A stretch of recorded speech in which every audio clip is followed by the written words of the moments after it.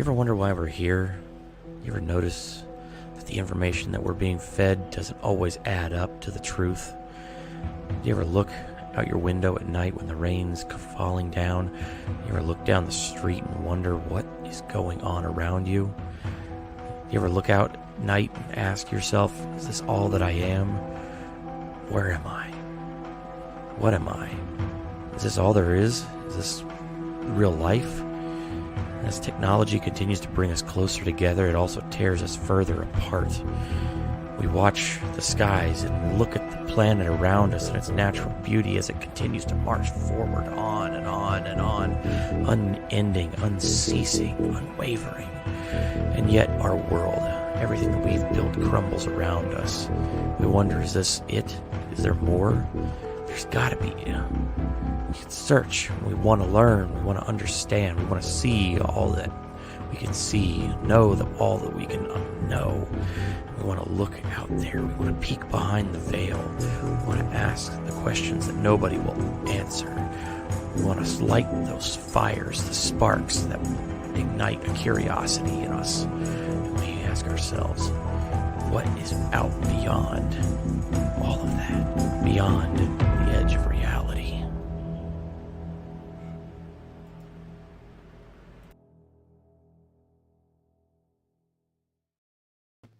What's going on, guys? Welcome back. Kaiser is here, and we are ready for another episode of The Edge of Reality. And not just that, we've got some insane news that has dropped over the last couple of weeks. I am still trying to unpack all of it. It is unbelievable exactly how much information has come out recently. This has been a crazy week. Crazy couple of weeks. I'm just going to be completely honest with you. So I am so happy that I'm to be back. I'm so happy to finally be able to start getting things going again and doing this because I love y'all. I love doing this, and This has been again, I cannot stress how just insane it has been since I took a little bit of a break from everything. Yeah.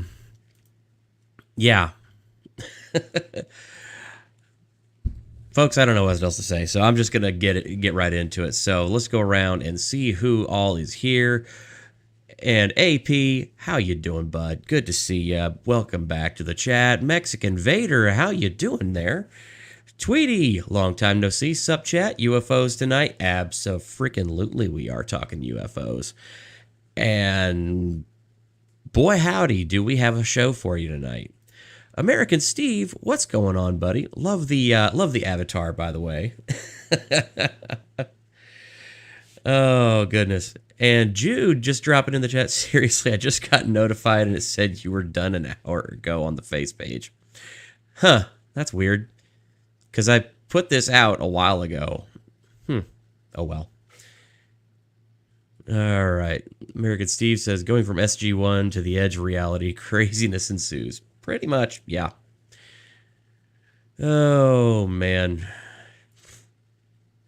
Yep. It has been wild, folks. So, kind of a cool new setup I've got here. I mean, not that you guys can see it right now. I do have one last thing that I'm going to be upgrading here to the studio as it is pretty soon. So this desk that I'm using now is actually going to be getting rebuilt. So I'm going to have a wall desk that actually spans this entire, like a floating desk that spans this entire wall. But right now I've got my monitors, I've got them stacked down here. I've got my big TV up above to get it a little bit better lighting effects. And going to be doing some more here soon with better lighting and some other things. But I like to keep it nice and spooky for these kind of shows. So AP goes along with my ancient aliens for bed watching. Oh boy. I'm not sure how much sleep you're going to be getting after this show, because, wow. Okay, so I guess we'll I know we're only about 5 minutes in, but I think honestly, let's get into it because it's going to be a wild ride, folks. And so for everybody watching out there, please definitely, if you haven't already done it, go down there, hit that like button, and if you see somebody new, jump into the chat, greet them, say hi, how you doing, and make sure they subscribe because that's how we grow. And I am actually sitting at 379 subscribers. We are growing. It's slow growth, but it's growth, and I am, I'm enjoying watching things kind of get better over time. It's really cool. Don't forget, we also have this show simultaneously streaming on Rumble as well as YouTube because we want to grow our platform on both channels. So, FYI, YouTube. Just so everybody knows, there are clips, there are things I'm going to be showing tonight in the show. If for any reason this show gets taken down, copyright or whatever, I mean, I have gone ahead and scrubbed through everything that I can, so there shouldn't be anything that YouTube should object to. But, of course, hedging my bets there, you might just go ahead and also, while you're at it, I'll drop a link in the description or in the chat there below. Go ahead and definitely pop over to the Rumble as well, not only just to give it a like, but also just in case, we're speaking too much truth down here that they decided to go ahead and pull us off the air. Have that as a backup. Because at least on Rumble, they don't censor us. Just saying. Okie dokie. So, got that dropped into there. All right. And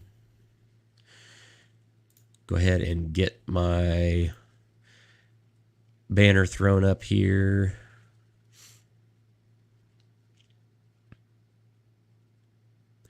There we go. Well, yeah. So that's the one that has all the information and also tells you, as we always like to say, nothing said on the stream constitutes advice in any way, shape, or form whatsoever. The stream is for entertainment purposes only. Just making sure that we're, upfront about that with everybody. Okay. So I hope everybody likes the kind of the new setup I've got. I've got the ticker. I've got my name, or I've got the ticker down below. I've got my name over here, and I got these fun little doodads down here with all my social links and stuff like that, where you can easily see them. And I did go ahead and pin my link tree so everybody can find me pretty easily, no matter where I am. And since I'm just kind of making a really quick little FYI for everybody about having both the YouTube and the Rumble running simultaneously, don't forget that there is a special little feature over on Rumble, is that you can subscribe to my channel for $5 a month. And that goes directly to me. I get a very cool little perk out of the deal, and also you get a very cool subscription badge to show that your support, and any of those proceeds go directly into the funding of this show. Anything that I make right now it's only Rumble, but eventually if I can get monetized on YouTube, anything that I make off of this channel or that, or Rumble, whatever the case may be, all of it is going to go into the channel. So I'm going to make darn sure that I'm trying to up my game and provide better content for all of you, because I love ya. Anywho, now that we have got that all out of the way, I guess we'll just get on with it. Okay. So, folks, time for us to get into the really interesting and wild stuff. Yeah. Let's see here. Okay.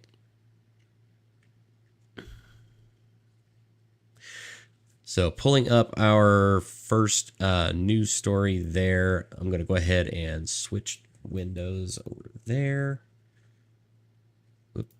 Should have done this earlier. Popped out my chat for Rumble so I can have YouTube and Rumble chat over on one window onto my side. There we go. And then I can see all my content over here. Wahaha.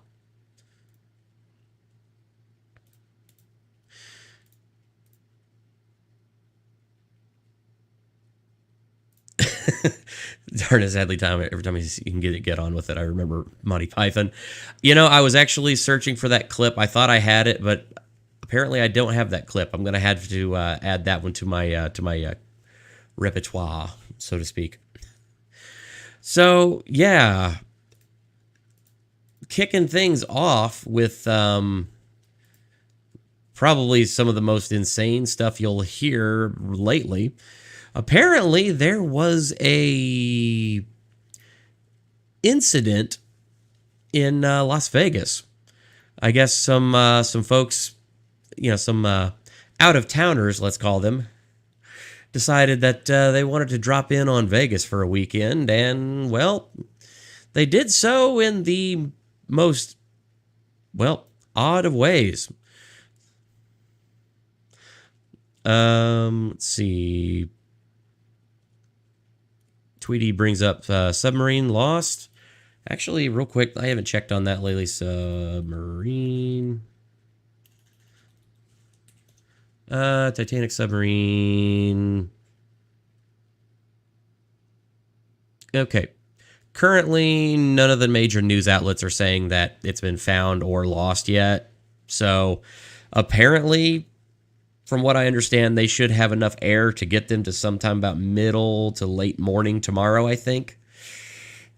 Getting dicey, like a lot. I'm hoping that they find them okay, but yeah, it's a bad situation.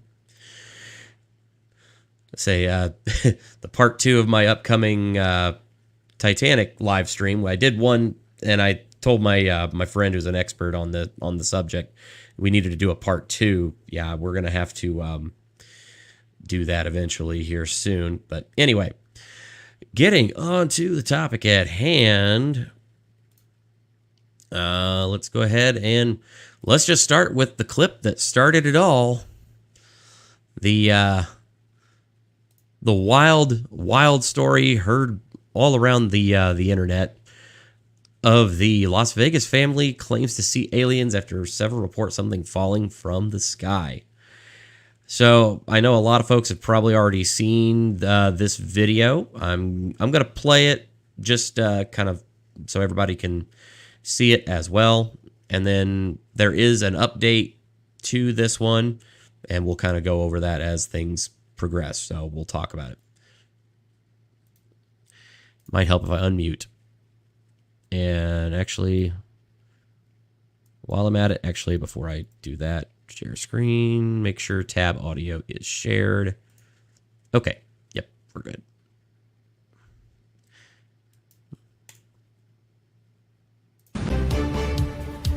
It is the police call everybody will be talking about. Thanks for joining us here at 6 o'clock. I'm Denise Valdez. I'm Brian Loftus. A family says something crashed into their backyard, prompting them to call 911, saying they saw creatures walking around. Our 8 News Now investigators digging into this for weeks now. And tonight, our David Charnes with the video you will only see on 8 News Now. David?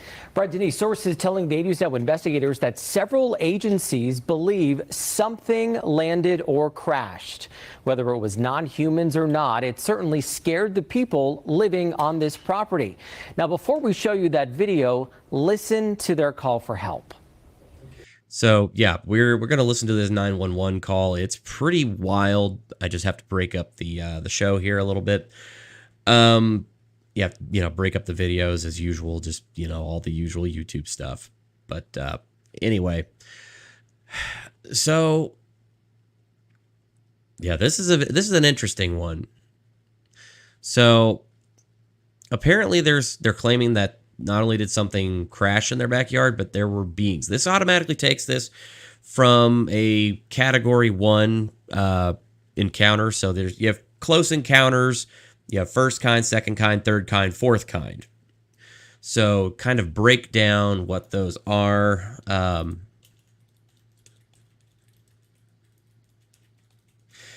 UFO encounter classifications. I'm seeing if there's a graphic on this really quickly. So, okay, apparently not.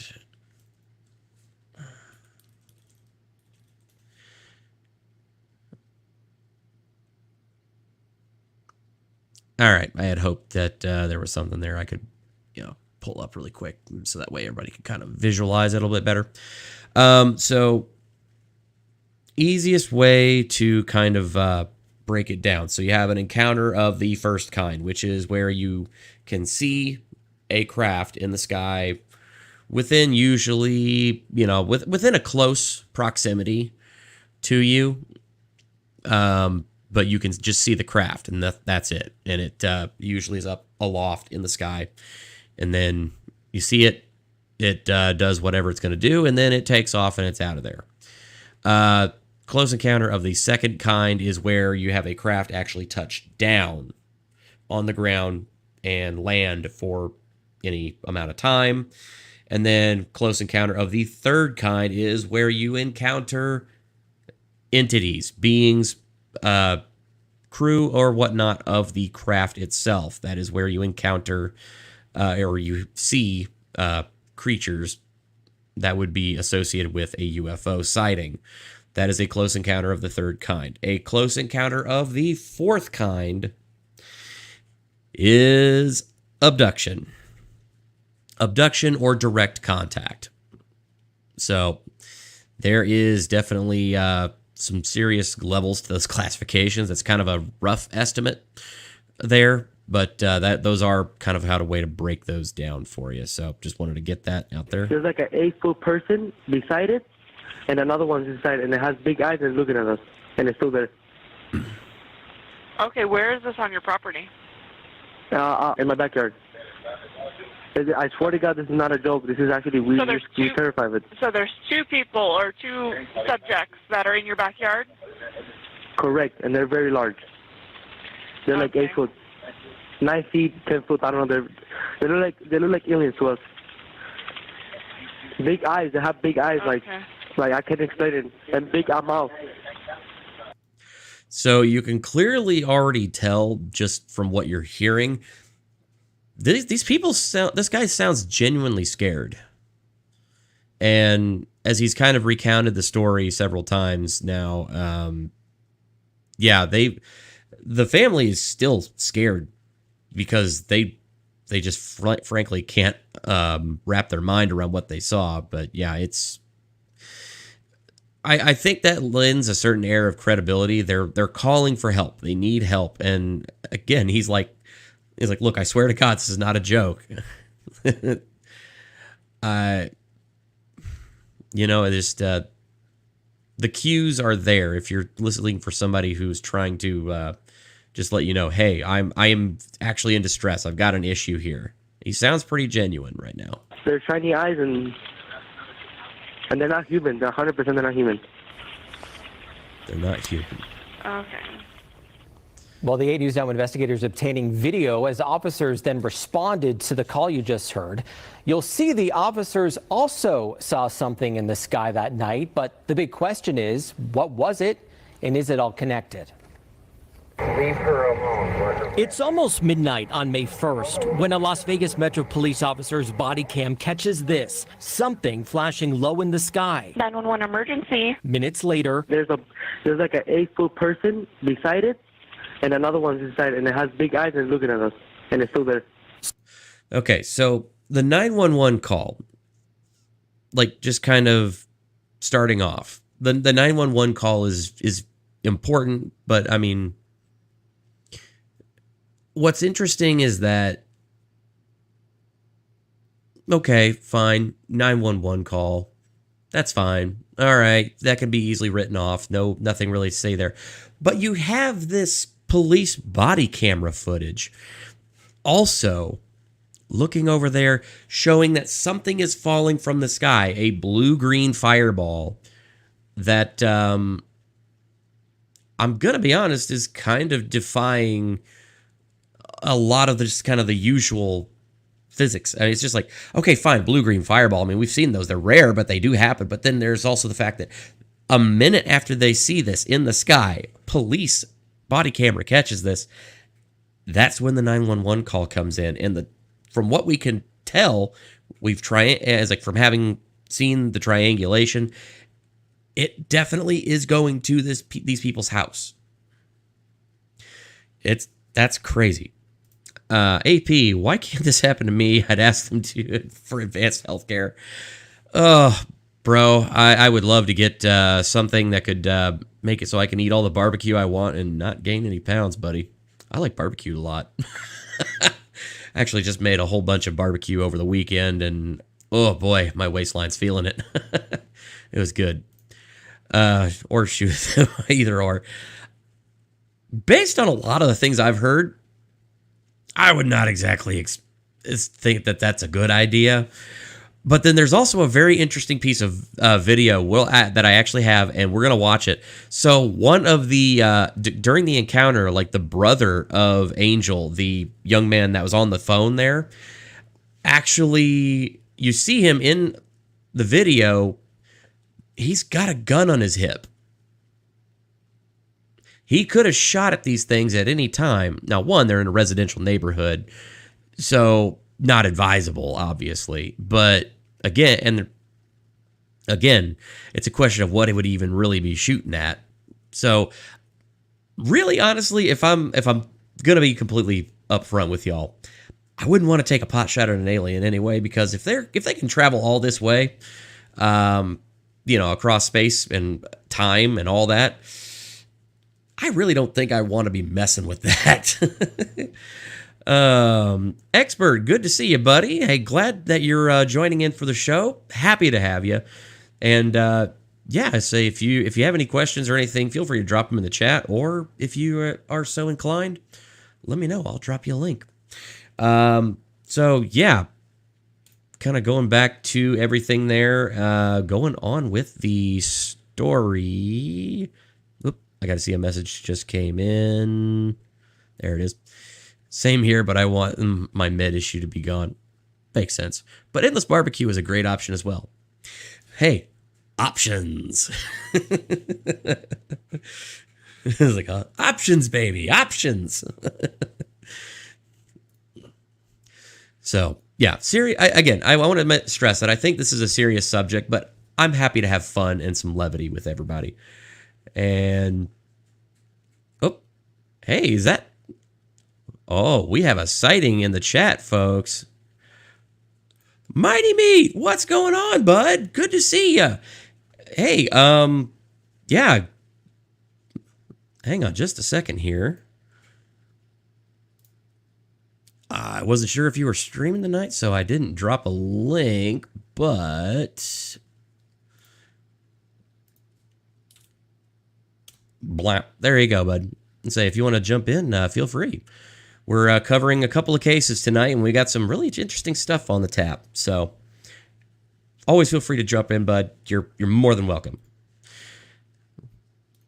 And Expert tweeting, imagine running into an alien broadcast. Do aliens' fingers glow? No idea, bud. The real UFO here. Yep. Great show. I'll see you soon. Got to go for now. Okay, bud. Well, thanks so much for watching. Just say feel free, catch the show later on. Drop in whenever. Alrighty. So moving along from there. So let's pick back up on the video where we left off here. Oh, wait. Backwoods Gold said, "What if UFOs were like lost subs?" Yeah. Yeah, we're not going to touch that one with a 10-foot pole. Tweety is an agent. Yeah, we know, total glowy, but we kind of love her. we love you, Tweety, even if you do glow.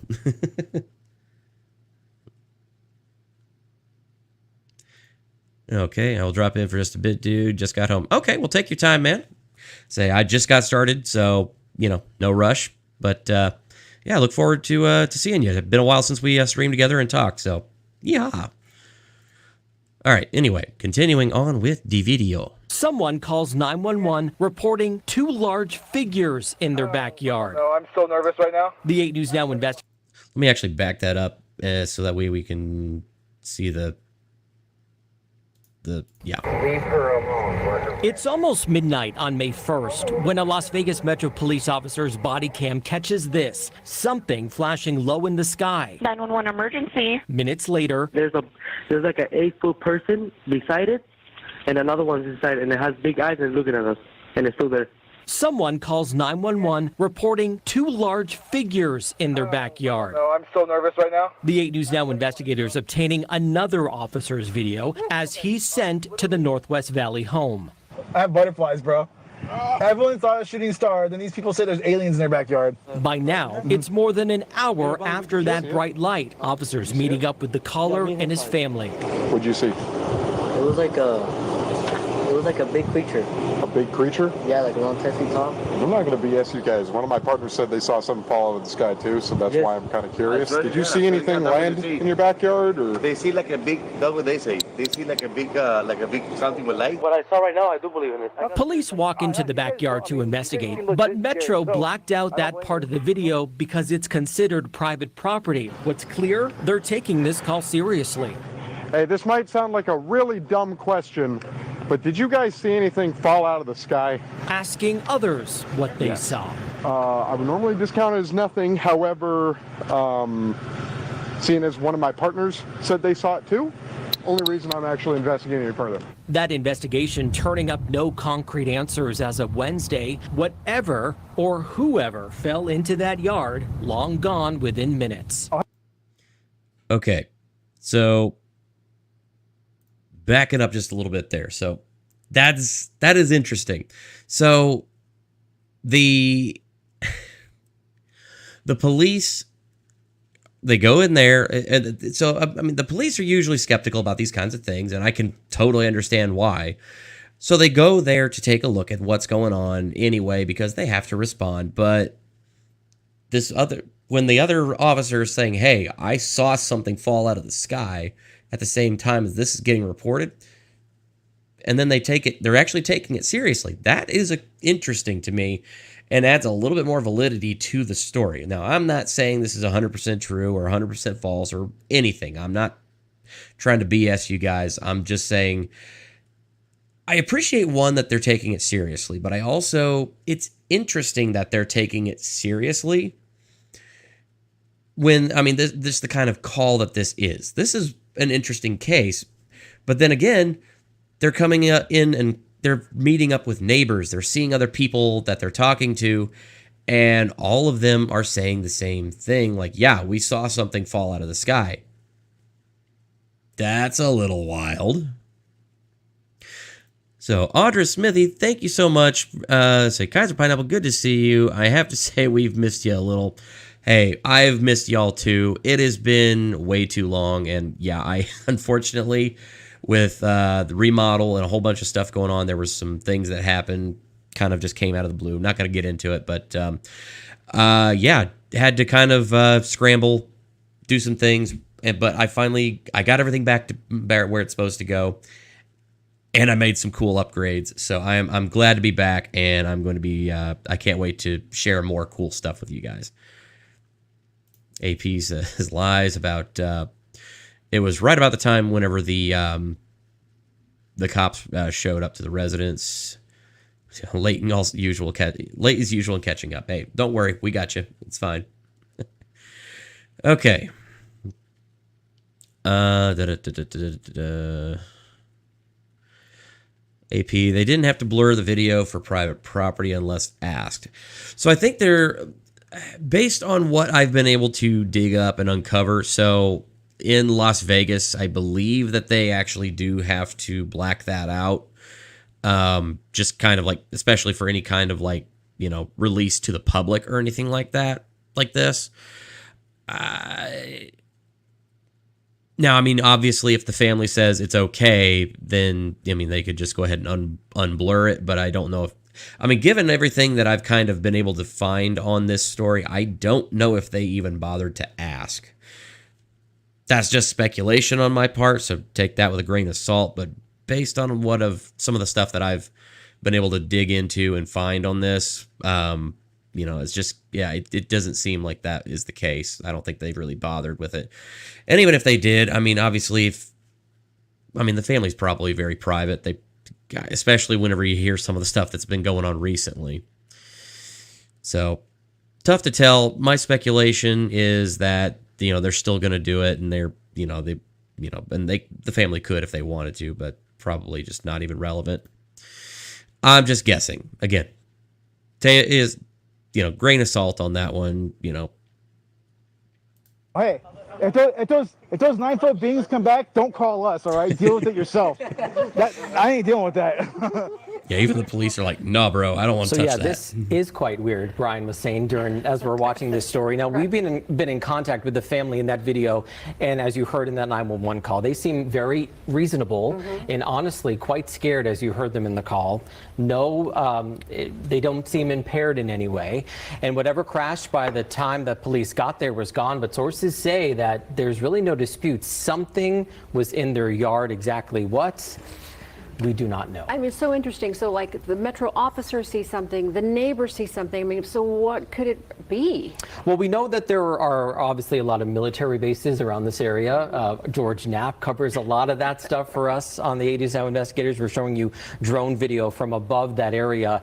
And we know, of course, Creech not far away, Nellis Air Force Base not far. I checked in with them. They say they are not involved at all, and we are waiting to hear from the Pentagon as well.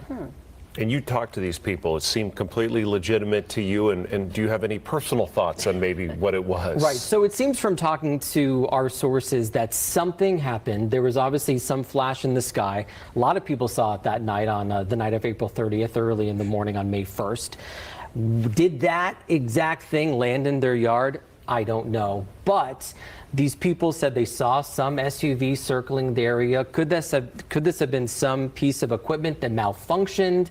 Maybe they saw something and then someone came. I can't believe we're talking about this. Right. Someone came and retrieved it from the backyard in the SUV. We don't know. This all comes as a former high-level intelligence officer, a veteran, I'm not sure was why on he keeps News saying Nation SUV. talking about how there is a program where the government That's a little collects odd to me. some unidentified objects. So this might be that. We just don't know. We're going to work to find out, though. And Brian no Reed. substances. They were looking with clear substances. eyes. Good. Very interesting. Not big buggy eyes, though. like they say. This is really unique. Thank you, David.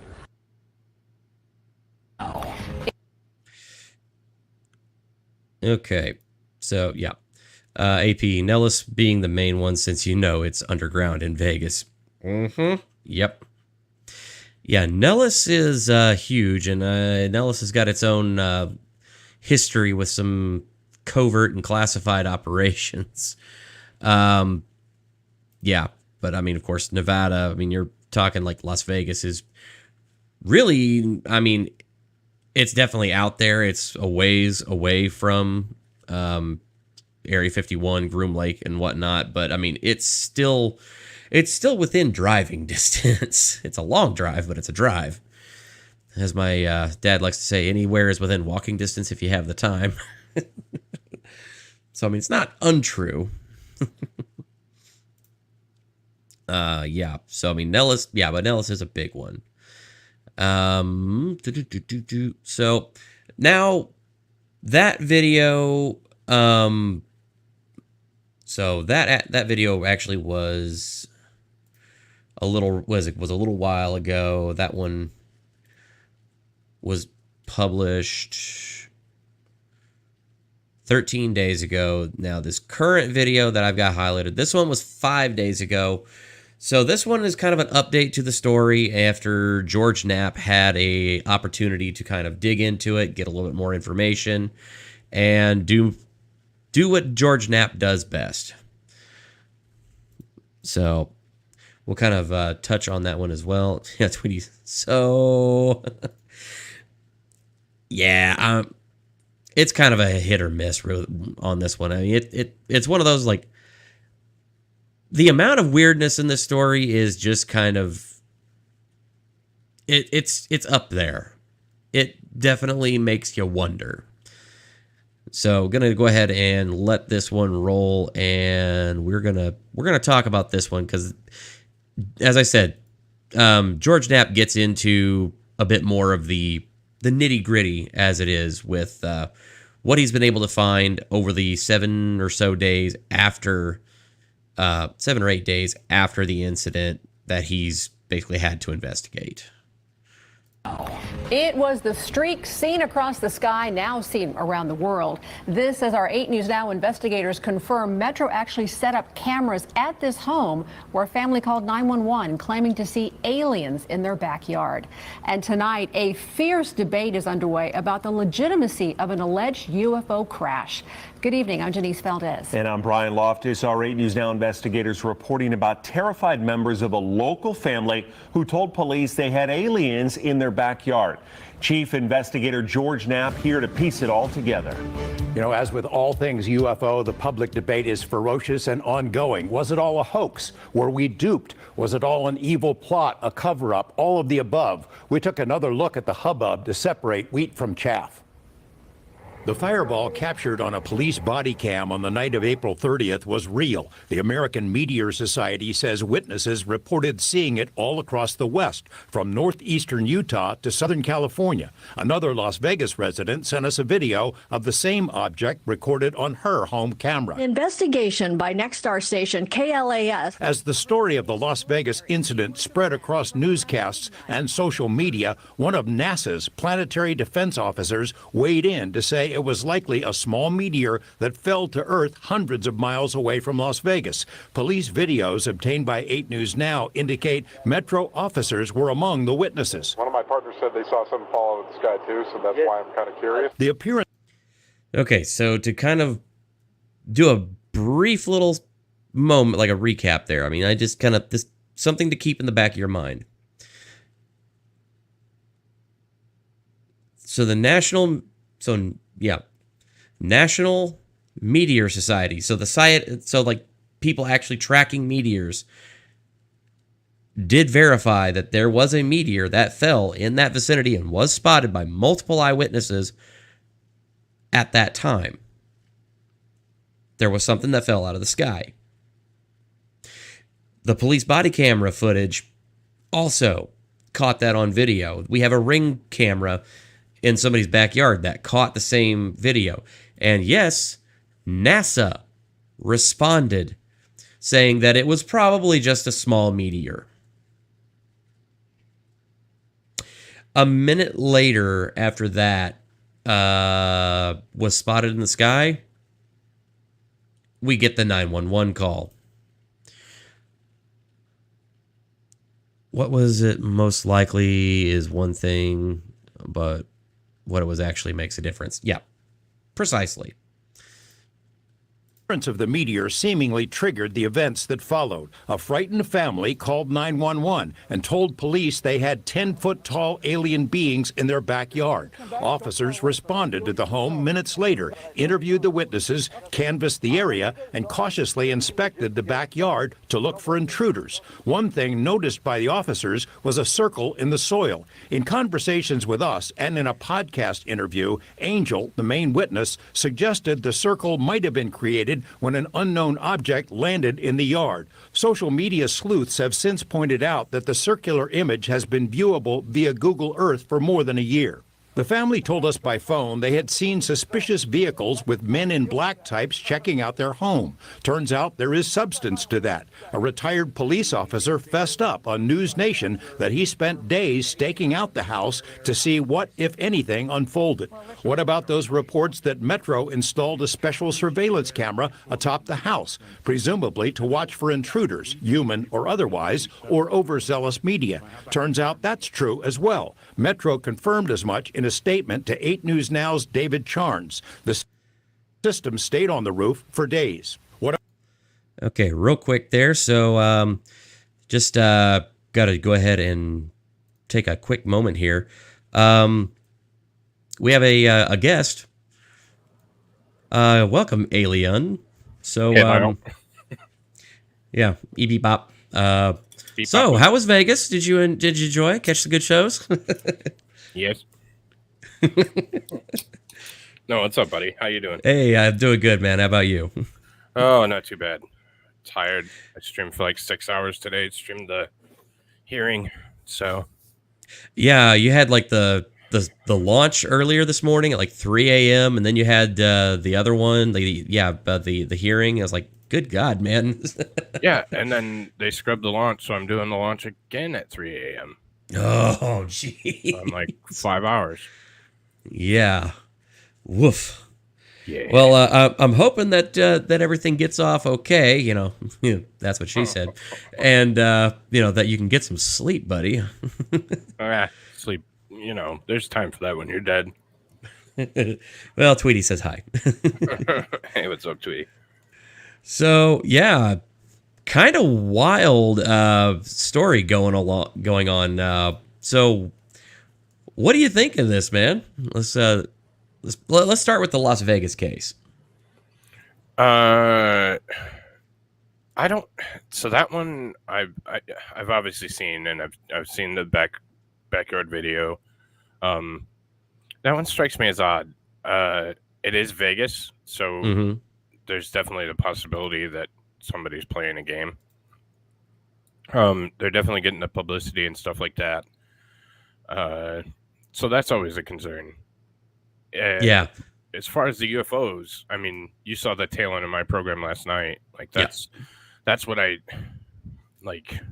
I've been putting these things together, and that seems to make the most sense for me. So, that's kind of where I stand right now as far as the UFOs are concerned. But I don't know. It's interesting. And then NASA had their press conference. What is that? A week and a half, 2 weeks ago now. Yeah. And that was an absolute nothing burger. It was 4 hours of nothing. So yeah, I remember I was there with you, and it was it was absolutely mind numbing. Yeah. And then like literally last night, I get this drop. This, which we're going to talk about later, this drops. Oh, the Canadian thing? Yeah. Yeah. That's interesting too. So yeah, we're gonna definitely talk about this. I'm gonna later. I've got the full letter. I've got it both on digital and regular, so that way we can pull it up, we can view it and everything. We can go over it. This one letter went further than the 4 hours listening to NASA prattle on about, hey, give me money, please. It was like those annoying twins on Parks and Rec. Money, please. Yeah. That's essentially what it was. Hey, we're gonna need more money so we can change more letters. Like, come on, guys. So it's like, no, we totally don't have any UFOs in the back room. Right. You know, money. right. And they could have got the money if they would have just came out with something substantive, because people would have been all over it.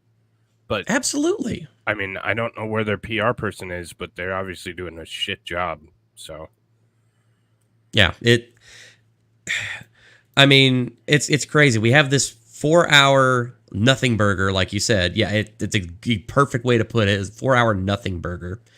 And then almost immediately right after that, we have the whistleblower, which we're going to talk about.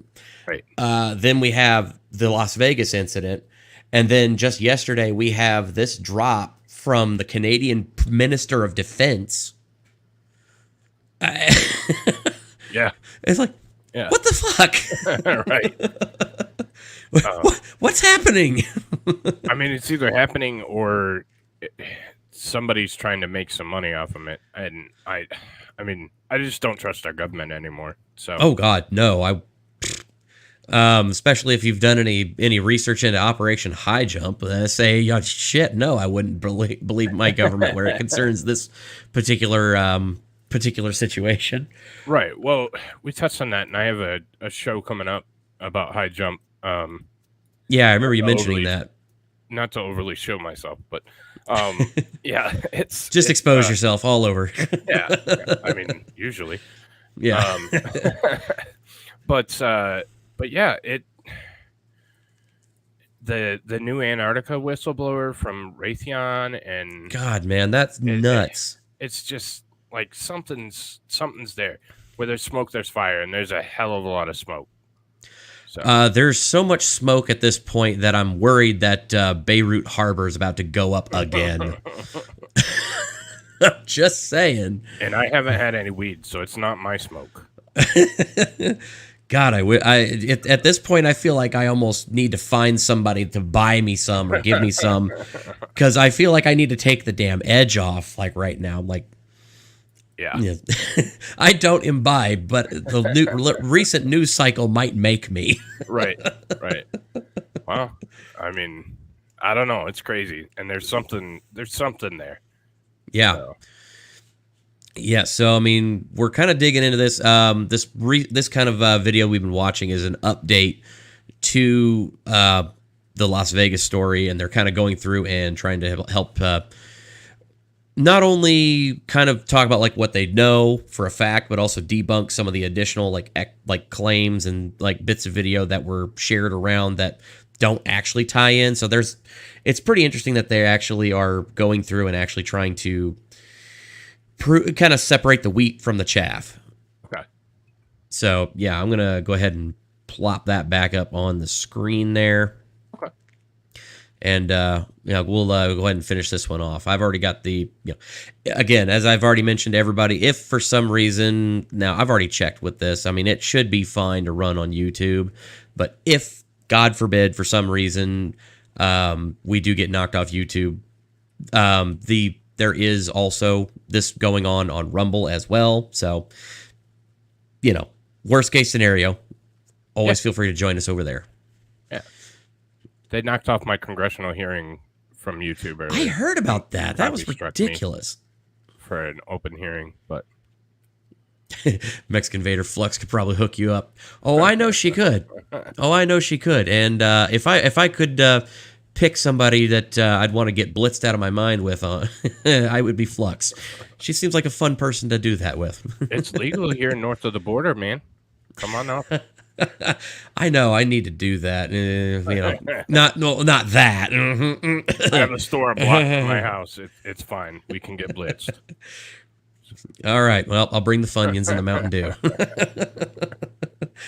All right. Anyway. What about the Ring camera video with the weird noise? The main witness, Angel, intimated to us the video was recorded by one of his neighbors, and the audio was from the April 30th UFO crash. It wasn't. The security camera video was recorded in mid-April, according to the man who first posted the clip. He doesn't want his name used, but says the recording was from a fireball that passed over his home in the southwestern part of the valley 2 weeks prior to the alleged alien encounter. The family declined to be interviewed by us, but members have spoken elsewhere and stick to their claims of seeing aliens in the backyard. Dozens of people on social media have analyzed and dissected the images with various claims of aliens spotted in the shadows. Police do not believe this was a hoax call, which could be a crime if done intentionally. In the fervid swamp known as UFO world, our coverage of the story was itself seen as a dastardly plot to distract attention away from a prominent whistleblower named David Grush, who stepped forward around the same time. Grush unveiled his explosive on-camera account on News Nation, which is owned by the parent company of KLAS. In spite of the local news story, Grush's story was reported by news media all over the world. Curses foiled again. All right. That's one thing I do love about George Knapp is that even he's coming clean, but at the same time he's recently on Weaponized with him and Jeremy Corbell. He was like, "Yeah, it's one of those like I really wish I could have been the one to break that story, but oh well." Apparently, he's actually like known David Grush and actually has worked with him for over a year with the story coming out because apparently, of course, Knapp is pretty famous in the UFO world as an investigative reporter. Yeah. And yeah, so apparently he's convinced that not only is Grush credible, but convinced that he's telling the truth. Okay. Based on the fact that he's actually worked with the guy on, before he came forward. Grush apparently came to him saying, okay, if I want to come forward with this information, what do I need to do? That to me is kind of interesting. And yeah, for anybody that wants to get clarification on that and like understand where my source was, that was actually on the recent one of the recent episodes of Weaponized, which is the podcast with George Knapp and Jeremy Corbell. Just you can find that on your own. But yeah. Yeah, let me just go ahead and I guess we can just go ahead and finish this off. It's just more or less commentary, but it does provide a little context, I think. I mean, what do you make of this whistleblower, David Grush?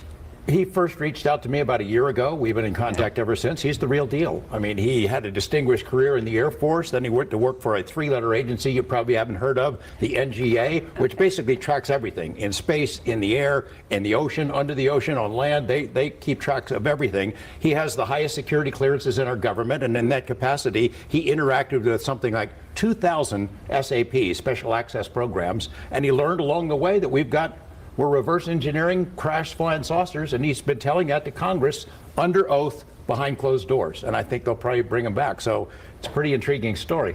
A lot like what we've been hearing about out in the Nevada desert for a long time. Right. Of all the stories you've done over decades and decades, this one has really gone worldwide. The backyard alien? Yes. Oh, it's crazy. It's crazy how much email we get, you know. We're not done with it. We'll see where it goes. Just going to say, this is not the last of that story. No. All right, George, thanks for that. Now let's... So yeah, that's kind of all right, we want to update you now. The update to that story. So yeah, again, it's one of those. It's like where do you even go with that kind of a story? So I'll share a personal story. So not that personal story. It's okay.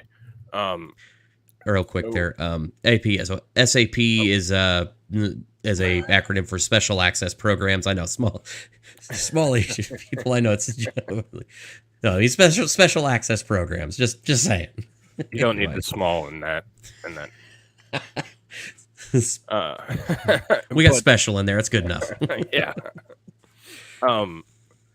So I've had the fortunate chance to go out into the Nevada desert, and I've been to Roswell. Mm-hmm. There is an eerie to it. It really is. I've been there back in 2005, and yeah, there's something that's not right, man. Like there's an eerie to it for sure. So, yeah, that's kind of my I was kind of on the fence actually until I went out there, and I was like, "Yep, I'm pretty sure." So yeah, can't put it into words. It's just a feeling. It's a different sensation than I've ever felt. Yeah. Well, what's really interesting about us, kind of getting off track here, but I mean, especially with the Roswell incident, what's interesting is that the military task force or the military force that was actually stationed at Roswell that actually responded when they, were called out to, for the retrieval is the 509th Bomber Group. And if you know who the 509th Bomber Group is, they were the first nuclear-equipped bomber wing in the U.S. military.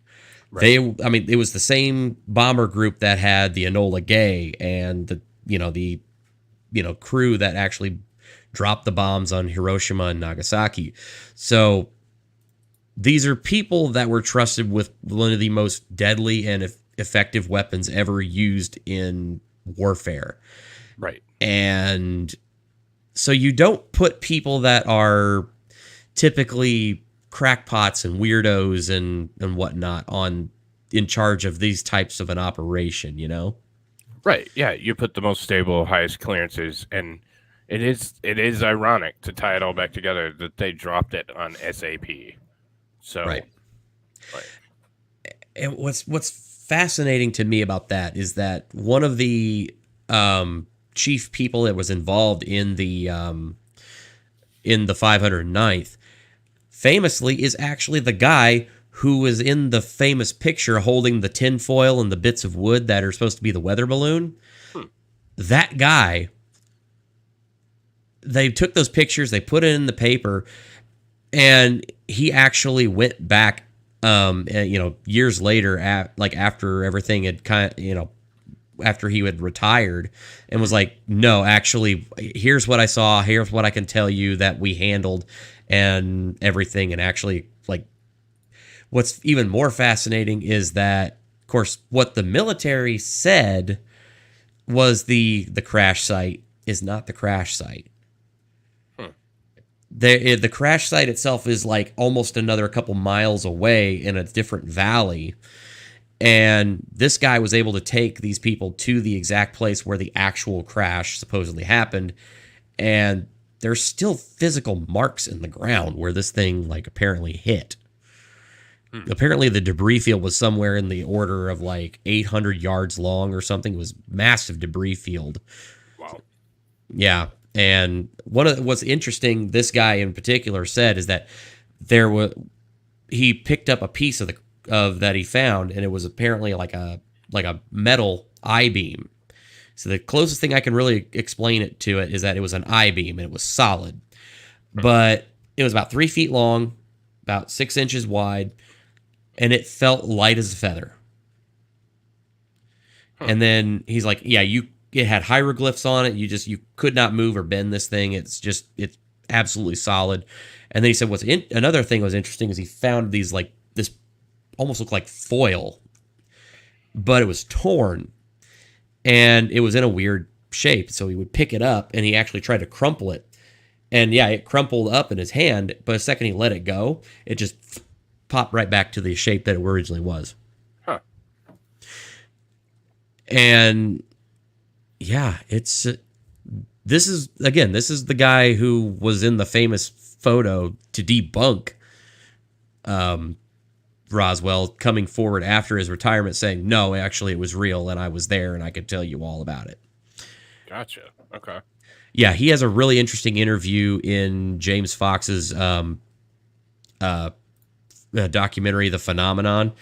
If you get the opportunity, I highly recommend it. You can actually pick that one up and his most recent one from 2022 on the Virginia UFO crash. So, yeah, you can pick both of those up on Vudu high def for like $18. It's a 2-pack. Oh, okay. Huh. I highly recommend it. It's cheap and you can get they're about an hour 48 each in length, and they're actually really good production value. So, I mean, it's actually good. I've actually watched them a couple of times now, and I'm surprised. I mean, I thought it was going to be kind of it was an independent documentary, but I thought it was going to be kind of nuts and bolts. No, he goes really into it, and he actually brings receipts. It's fascinating. That's cool. Huh. Yeah. AP Slight got detour. The joke. I don't know if you didn't get the joke or just ignoring it, but the joke. I said then they dropped it on the SAPs. AP got the joke. Hoary sheet. It was I was off in another direction. No, I figured you were avoiding it. Probably rightfully so. Hey Gigi, hey Kaiser, sorry I'm late, I'll rewatch later. Hey, glad to have you nonetheless. Say appreciate you coming to watch. Definitely go ahead and drop a like while you're down there if you can. Love y'all. But yeah, kind of continuing on. So I've got more on that Las Vegas case. And here's where things are going to get a little bit off into the weeds here. So, yeah. So this is actually kind of so footage from the backyard of the Las Vegas UFO crash and the alleged alien encounter from 5/1/23 shows figure hiding behind forklift and one appears to be in the forklift. So it is kind of hard to see. I will go ahead and try and make this, full screen. Okay, and that's the highest resolution it goes to. And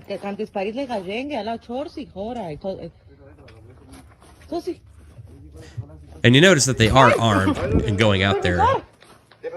Yeah. AP was asking if they tried to shoot at it. Like, they were armed.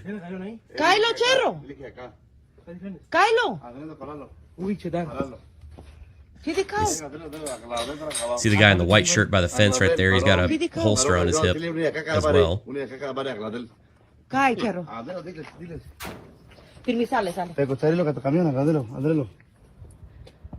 And you can see up in this area is where the front, it's a front loader, not a forklift.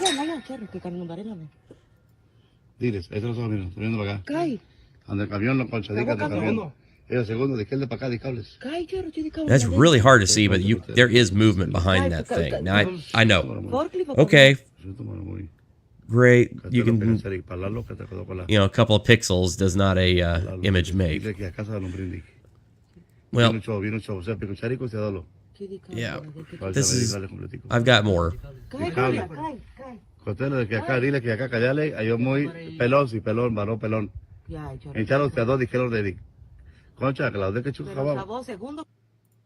Okay, so that is the end of that video. I know you really don't see a whole lot of anything in that. So real quick, I'm going to go back on this, and we're going to... So this is actually a bit more cropped and enhanced on this one. There's no sound on this.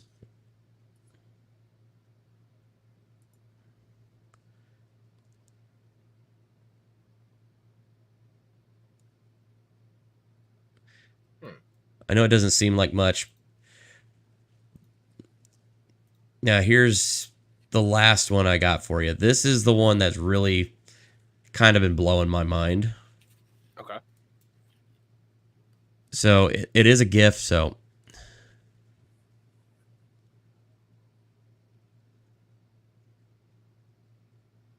I mean... Like I said, you're talking about, like, an ass hair of a pixel. Right. From the original video that's been clipped and enhanced. But I mean, you can actually single this part out on the actual front end loader that is there. Yeah. There's something there, and it definitely looks like described. But I mean, now, is that exactly it? Is this a little bit of the old hocus pocus out of focus? I'm not saying one way or the other, but I'm just saying, as I've been digging I've not found anything to debunk it. I found it, but I haven't found anything to debunk it yet. That's where I kind of go, okay. So yeah, I mean, that's interesting. Huh. Yeah. It's a weird one, man. This Las Vegas case has just been really weird. Mm-hmm.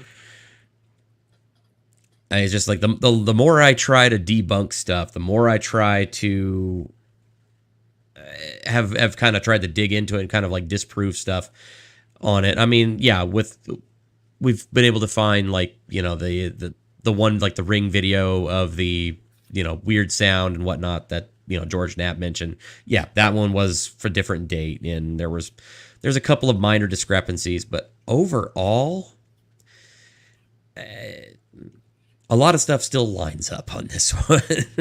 Yeah. Hocus pocus out of focus is a priceless descriptive. Yep. It really is. I mean, extrapolation, interpolation, all of those things. I mean, those are real things we have to consider. That, I mean, especially with AI and imaging and whatnot, right. It could be image ghosting. It could be any number of things that can potentially be, incorrect, basically causing some kind of, get the desired effect, so to speak. You go looking for aliens, amazing, you might actually find aliens. Right. You go looking for, one thing, like for a thing, and you might go find that thing. I mean, it could be an anomaly, but when you have multiple things to back it up, it kind of seems like maybe it's not. So it's like the more we keep seeing, the more things that stack up and actually are verifiable by fact that we can prove beyond a shadow of a doubt, just kind of makes you go, okay, maybe there's something here. Right. Again, I'm not definitively putting my foot down and like, there's an alien over there. I'm just saying, you know, if you're talking about, you know, credibility, I'm believing this story a lot more than some of the woo-woo shit you hear on Coast to Coast AM. I'm just saying. Right.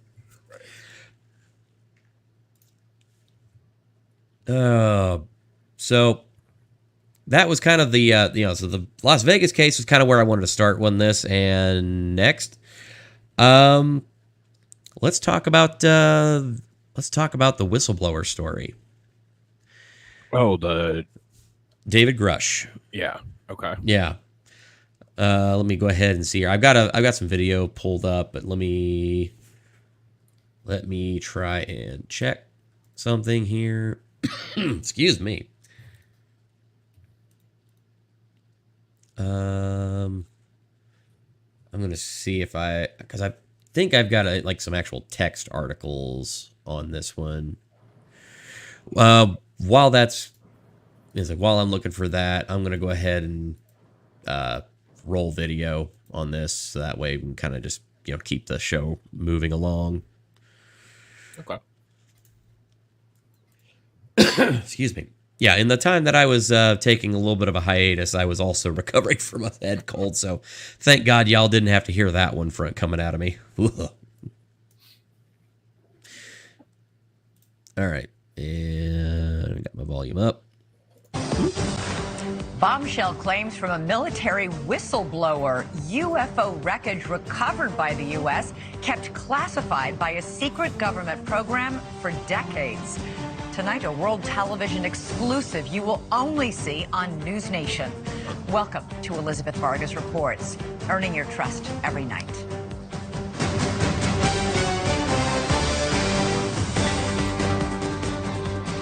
UFOs exist. The U.S. government found quite a number of them, and they are indeed of non-human origin. Those are the explosive allegations from a former intelligence officer tonight in a whistleblower complaint that the Inspector General is taking very seriously. 36-year-old Air Force veteran David Grush is exposing what he calls a top-secret military program that has reportedly found wreckage of fully intact UFOs. The government now calls them UAPs, or unidentified anomalous phenomena. For years, there have been whispers and rumors that the government had aircraft of non-human origin. This report is the first evidence it might be true. The Inspector General has called Grush's complaint urgent and credible. Tonight, we have a world television exclusive. So these pictures you're seeing right now are the 29 Palms sighting. That's another one I forgot to even mention. I might need to bring that one up later. But yeah, so that was a sighting from 2021. Okay. 50 Marines at 29 Palms training ground all saw this, and it hung out in the sky for like over 25 minutes. It's crazy. There are literally dozens of videos. Like almost all the Marines were standing out there with their phones, like trying to figure out what it was. Like, you know, hey, is that flares? Is that this? No, it can't be that. You know, I know that system. Like, you're listening to these Marines just, you know, shoot the shit. But they're talking about, like, what could that be? And they're using tech that we don't have access to, but they do. And they're like, no, it can't be this because of this. It can't be this because of this. I'm like, hold on. These are the questions that I should be asking, and I'm getting it in a video. Right. You know. Right. Yeah. So, yeah, that one's been going on. Apparently, right after these things disappeared out of the sky, or like just actually before they disappeared, both helicopters and ground vehicles were scrambled to go after this thing. FYI. Okay. So do you think our government knows and is just covering it up, or do you think our government is truly as shocked as they try and make it out to be? Well, there's no way to really put this without completely giving away my hand, unfortunately. But then yeah, nope, just save it. We're gonna talk about that because it's in this letter. Okay. Yeah, but I have thoughts, and I definitely want your opinion on it because I think if anybody's got a good opinion on this one, I think it'll be you because you kind of been in it, you know. Yeah. So, all right, yeah, let me continue on with this. Exclusive interview with the whistleblower in which he claims we not only have the aircraft, but the government has been keeping much of its secret from Congress and from the public. News Nation senior national correspondent Brian Enton is here with the story, and this is a blockbuster. It is a blockbuster. It's really hard to wrap your mind around this. I've been working on this for the past couple of weeks. I'm still having a hard time processing all of it. Over the last couple of years, it sort of became mainstream to discuss UFOs. The government has released videos.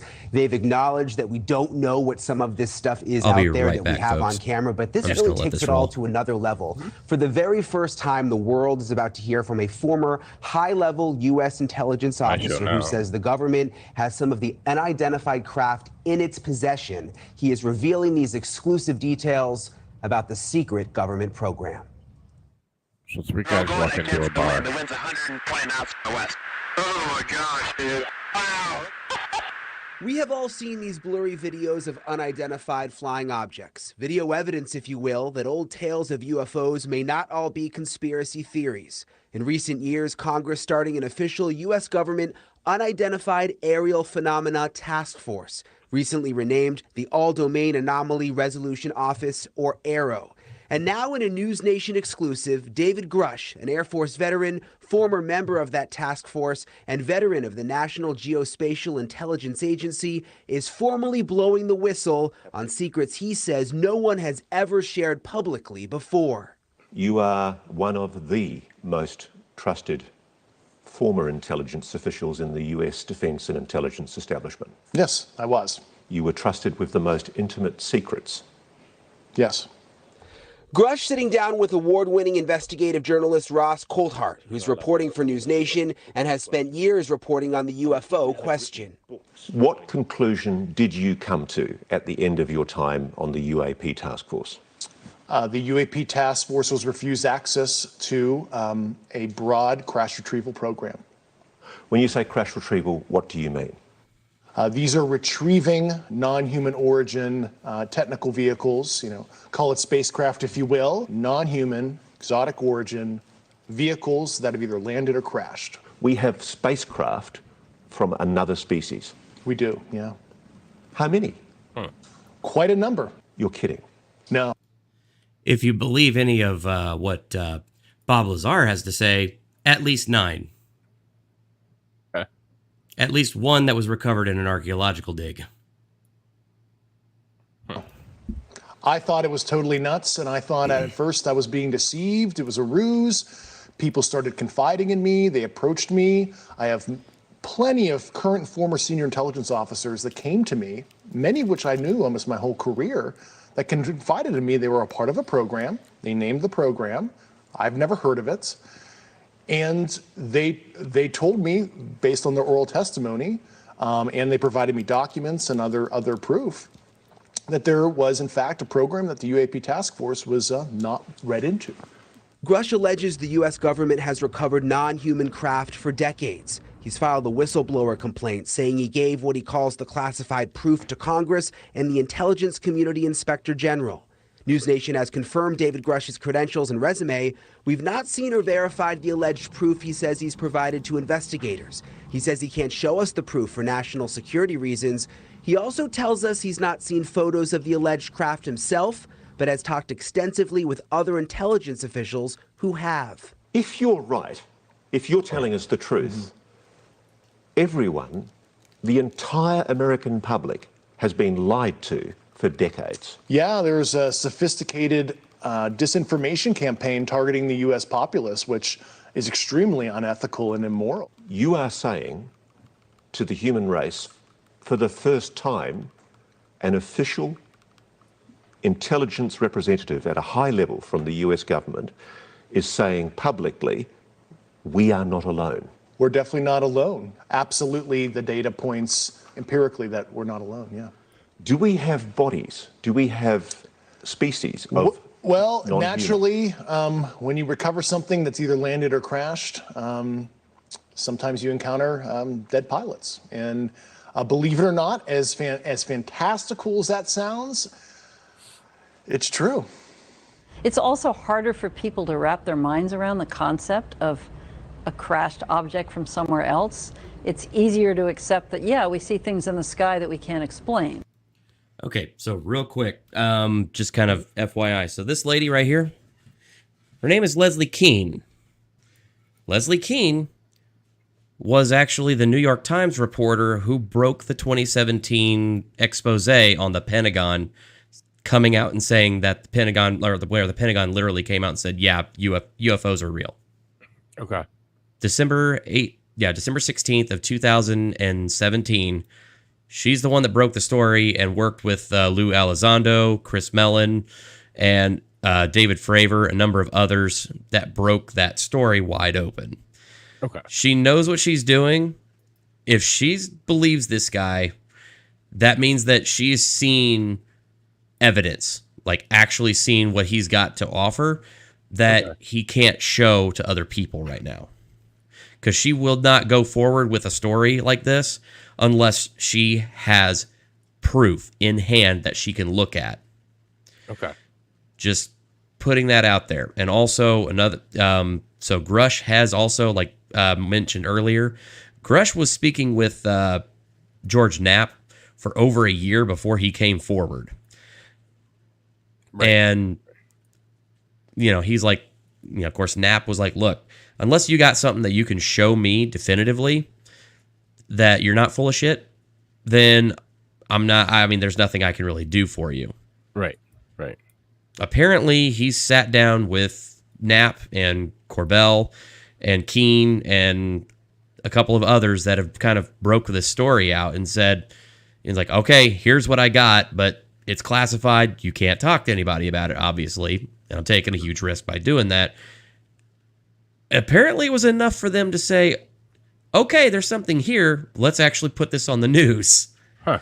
So I know that he's saying that, well, I don't have anything that I can show you right now. Right. The way special access programs, the way that some of these classified projects work, that makes perfect sense. Yeah. The fact that these people that he is confiding in that helped him bring the story forward are believing him. These are people that are actually very trustworthy and actually have done a lot.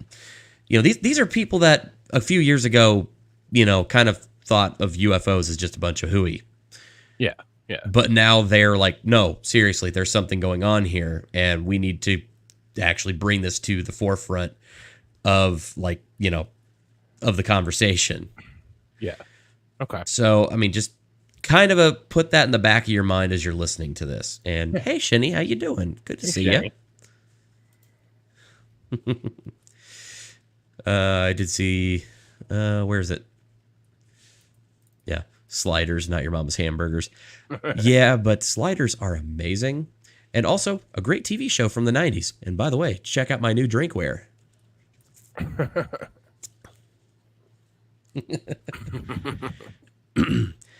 Sam's are shifty. I'd drop a couple of nukes.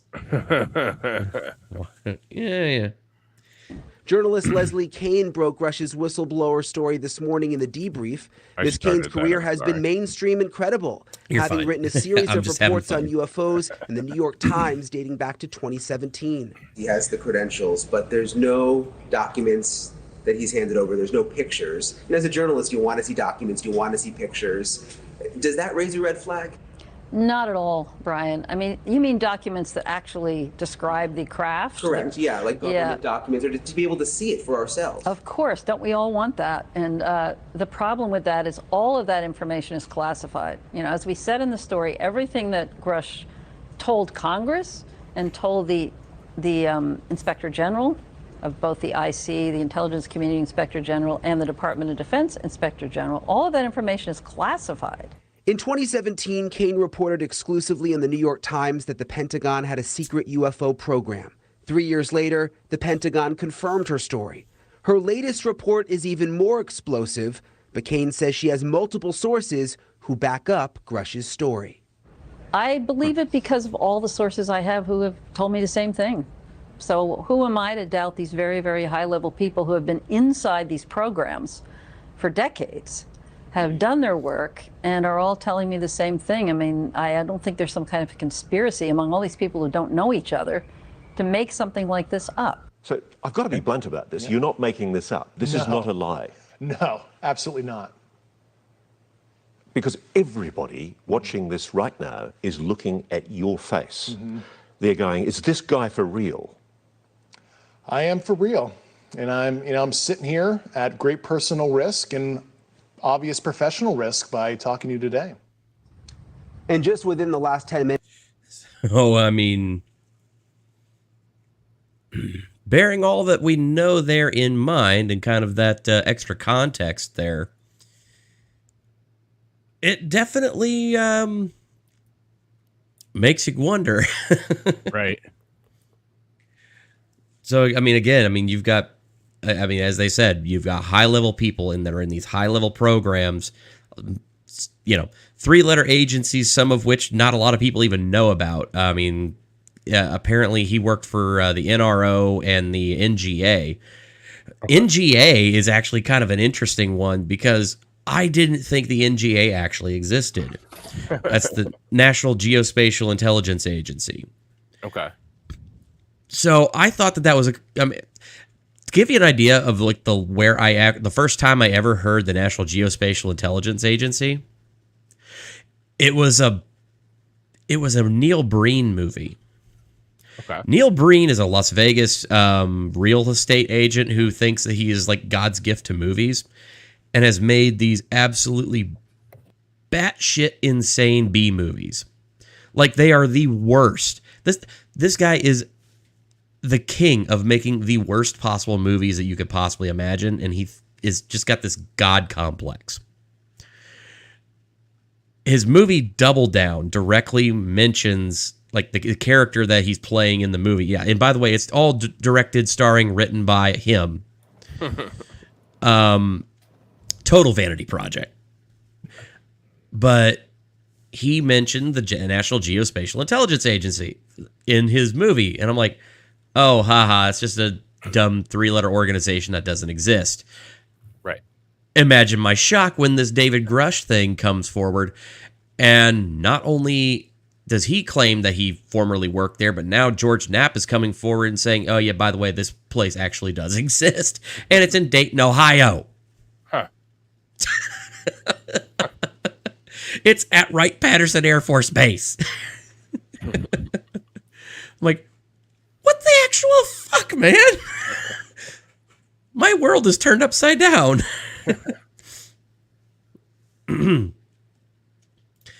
So Jude says, now that I have my glasses on, an atomic bomb was accidentally dropped over North Carolina on January 24th, 1961. Yep. That was that the Broken Arrow incident? I can't remember. So. Yeah. Yeah, it was it got accidentally dropped or something like that, but it never actually triggered. Right. Yeah. AP, I say, if we were looking at his mortgage picture soon, we know it's true. Yeah, pretty much. Another reason Ohio sucks. It is the worst. Ohio is the worst. Yeah, you Michiganders and your hatred of Ohio there. You don't even know the half of it. It's okay. Even us Hoosiers think that Ohio is kind of the butthole of America. Mexican Vader sounds like a teacher of my friend's worst movies acting I've ever seen, far worse than any porn. Oh yeah. If you've never seen a Neil Breen movie, watch his movie Double Down. It is like watching a fever dream. That is the best way I could explain it. It is like watching somebody have a bad fever dream. Anyway. Minutes or so, the Pentagon has released a statement to News Nation about this report. They say to date, Arrow has not discovered any verifiable information to substantiate claims that any programs regarding the possession or reverse engineering of extraterrestrial materials have existed in the past or exist currently. Arrow is committed to following the data and its investigation wherever it leads. Arrow, working with the Office of the General Counsel and the Air Force Office of Special Investigations, has established a safe and secure process for individuals to come forward with information to aid Arrow in its congressionally mandated historical review. Blah, blah, blah, blah, bullshit. You're muted. Yeah, sorry. Something I want to make note of there. 10 minutes after this segment went live, like they are actually talking when they were doing this live, like 10 minutes after they went live, the Pentagon made a statement.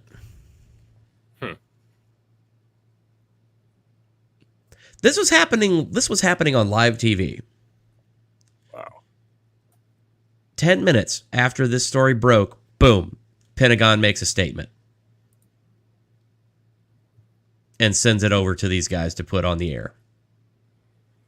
Well, that's just coincidence. It's one of those things where, there's so many coincidences with this case that, coincidence is starting to sound a little bit like a fishy word. Just saying. Could very well be, but if I was a betting man, and I'll tell you, I suck at cards. Arrow's historical review of records and testimonies is ongoing and due to Congress by June 2024. And Arrow welcomes the opportunity to speak with a former or current employee or contractor who believes they have information relevant to this historical review. And Elizabeth, we know that David Grush, he's filed that whistleblower complaint. He's been on the record under oath testifying to many of these things that he said in our report tonight. Right, and it's important to point out that this statement from the Pentagon from Arrow, for any contractor that might have seen it, alleging because we're going to fire them too. Yeah. Yeah. Again, so he said something there that actually was very poignant, I think. Let me go back here. Oh, sorry. Testifying to many of these. No. It was something I was trying to remember what he said, and I just totally blanked. Review. And Elizabeth, we know that David Grush, he's filed that whistleblower complaint. He's been on the record under oath. Yeah, right there. He's filed a whistleblower complaint. He has brought documents to the Inspector General of the Intelligence Community and the Inspector General of Congress.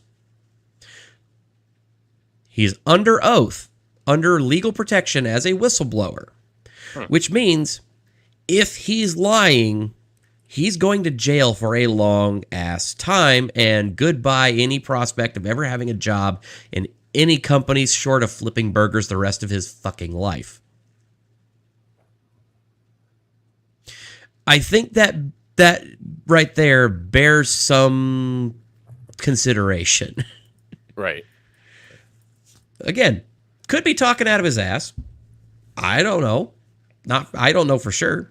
But I'm just saying, again, if it walks like a duck and quacks like a duck. But again, also it's like, again, this guy literally is risking his entire career, his life, everything. When I say life, I mean more of like, any chance of ever having a job that doesn't end with the sentence when you want fries with that. Right. The rest of his life. I think that bears some consideration. Testifying to many of these things that he said in our report tonight. Right, and it's important to point out that this statement from the Pentagon from Arrow, Grush is alleging that this top secret program is keeping it a secret from Arrow. Yeah, exactly. And if Grush what he's saying is true, the spokespeople, all of those folks at that level wouldn't even know this was going on anyway. All right, I got to ask you, he has a compelling story to tell. Very little of it seems like firsthand knowledge. Isn't he just repeating what somebody else has told him or somebody else has showed him? Yes, that is what he's doing, but he says he's talked to a number of people who are in very, very high level positions. He also had basically the highest level of classified material information that he was able to receive.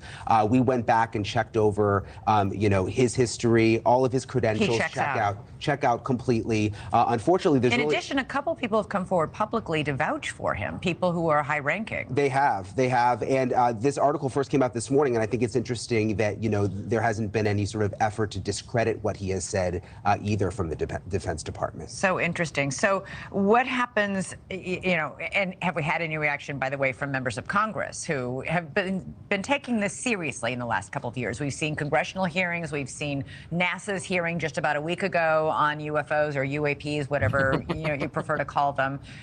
We've seen the DNI give a briefing to the White House on this. We've been hearing whispers and rumors for years. I remember even former President Mexican Trump, Vader, when he you was are in office, dead on, sort of sir. saying, oh Dead my on. gosh, if you knew what I knew about UFOs. Yeah. So there's always been this intrigue. There has, and think about it, Elizabeth, if you go back 15 or 20 years, if we were sitting here talking about UFOs, people would think that we were nutty. Now it's gotten to the level of where it is somewhat accepted because the government has come forward to a certain extent and acknowledged that there are these videos that exist. The Navy has released the videos themselves and said, we're not sure exactly what this is that we're seeing. Of course, what Gresh is saying really just sort of takes it to the next level. Boy, it sure does. It's almost impossible to believe. All right, Brian Nenton, thanks so much. Thank you for watching. So, yeah. That's a hell of a something to say. I mean, it's coming forward like, holy moly. So, yeah.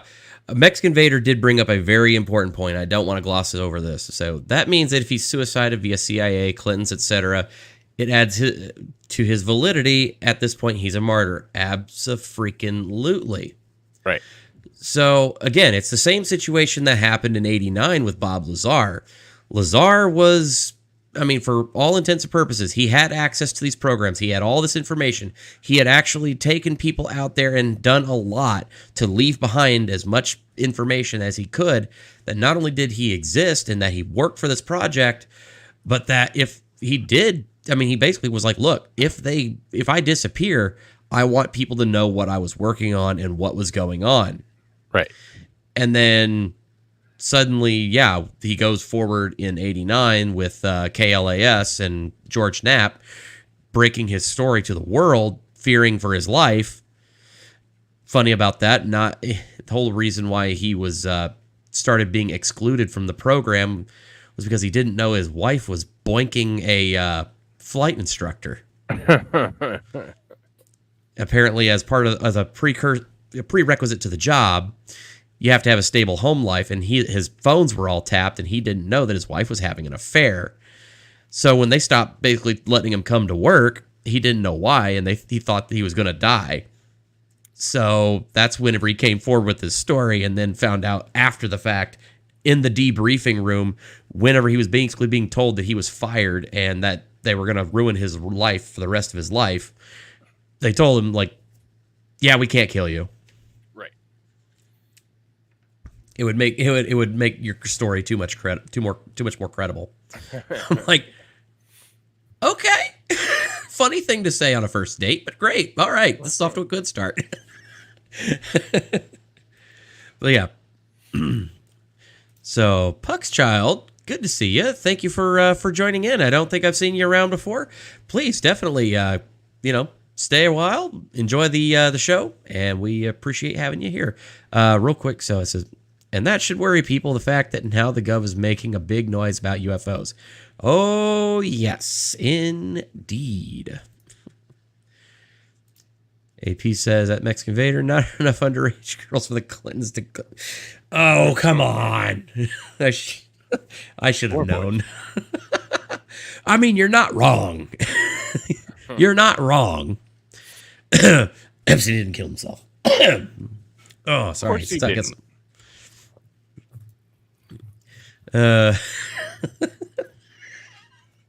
Oh, AP, never change, buddy. I love you. So you want to ride in the cockpit, AP?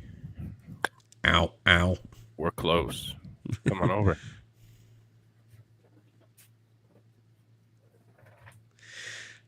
American Steve says, oh God, now I'm curious what's on its way to Earth if they're making all this noise now. American Steve, I think they're already here, and I think they've been here for over 80 years. If you're going to talk to, this gentleman over here about Operation High Jump, just saying that's a thing.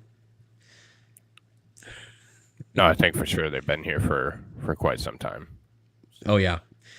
And I think one of the common misconceptions a lot of people make is that, saying, oh, well, they're extraterrestrials. They're from beings from other planets.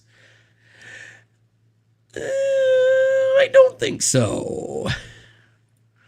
I don't think they're from other... I mean, I think it's very much possible that there could be life on other planets in the universe. I don't think what we're seeing are extraterrestrial so much as interdimensional. Okay. Lot to unpack there, I know. I love this. Great comment. Have you ever been in a Turkish prison, Timmy? Ever seen a grown man naked? You like movies about gladiators? Want to? Oh, fantastic. Looks like I picked the wrong week to quit sniffing glue.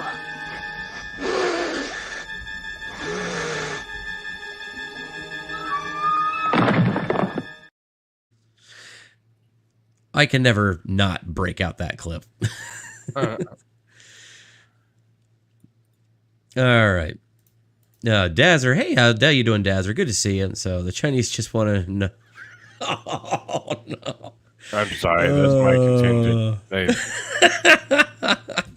I should know better, but it's been a while. I've been on hiatus for a while. So. You can't fucking take them anywhere. They're always assholes. Yeah, but it's part of their charm, What charm? Yeah. You said it, not me. Airplane is such a great film. Yes. American Steve, darn it, I was typing that comment. AP, maybe probably dimensional beings. Yeah. That's kind of I need to go in and do an episode of this show and kind of just go over the Bob Lazar claims and a lot of what he's talked about and just kind of the information that we have on the ground, kind of like what we've been able to see, like actually back up. I mean, there's not a lot, but again, where, as you said before, where there's smoke, there's fire. And I think we've got enough at this point to kind of point to these are not what we think that they are. For sure. Hopefully, whenever I get to do that show next time, I might actually have a visual aid for you. Ah, I have a model kit. That's cool. Yeah, and it is the Bob Lazar, as he called it, the sport model. So you flip it over on the back, and it's actually got and this is actually according to Bob's own designs, like what he said he worked on at Area S4. Huh. Okay. Yeah. So the gravity, it's got like the gravity drives, the seats, the reactor, everything inside of it. Really cool. Huh. Yeah. That's the UFO that Bob Lazar claims that he worked on at S4 in the 80s. Gotcha. Okay. Really cool to see that a company actually not only pressed a model kit of it, but that's such a highly detailed one. Right. I've since found that the same model store I got that from, they have another one, and I'm tempted to get that one and do one as kind of just like the usual, like the outer shell color, and then do one that actually has kind of a take apart diorama inside, and kind of display them side by side because it's a cool model kit. I gotta say, I love it. It'll be cool to see when you're done. Yeah, I still got to finish that Saturn V first. Next weekend, next weekend, my brother and I are actually going to be building my new desk So I'll be able to finally do that. But everything else in my office is pretty well already mounted and, whatnot. But once I get the desk built, I can finally move everything to its new final place. Okay. And I can get started and get back to making models and stuff. Say everything's kind of still in storage right now, but gotcha.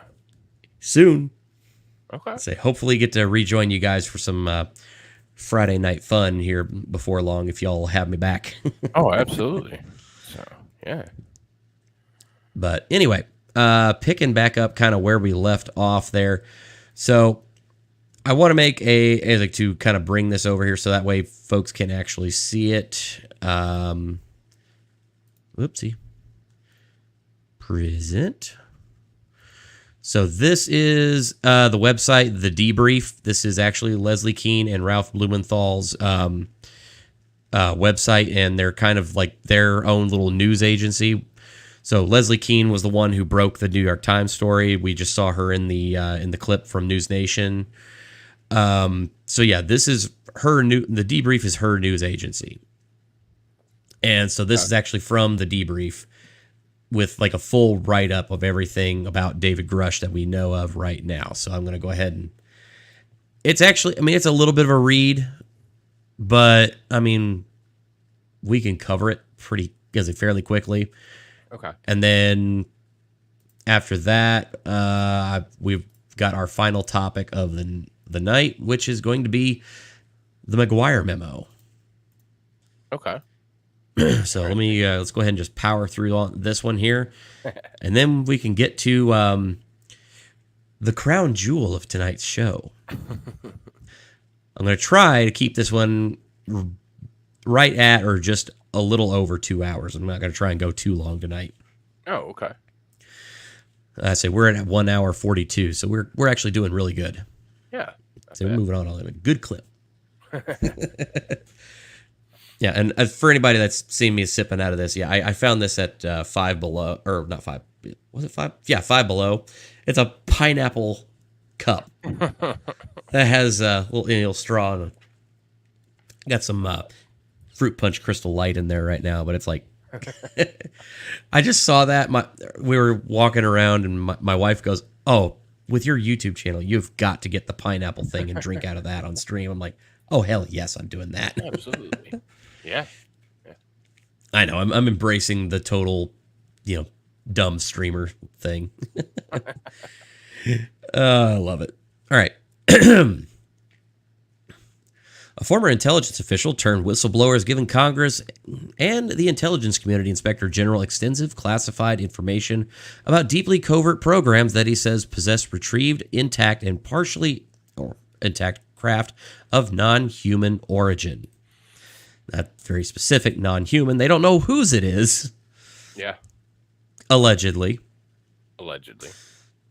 I think they know. If you listen to Dan Aykroyd talk for any length of time, he says there's 23 species of, out there that we are in contact with. Yeah. But then again, it's Dan Aykroyd, so. Lots of drugs.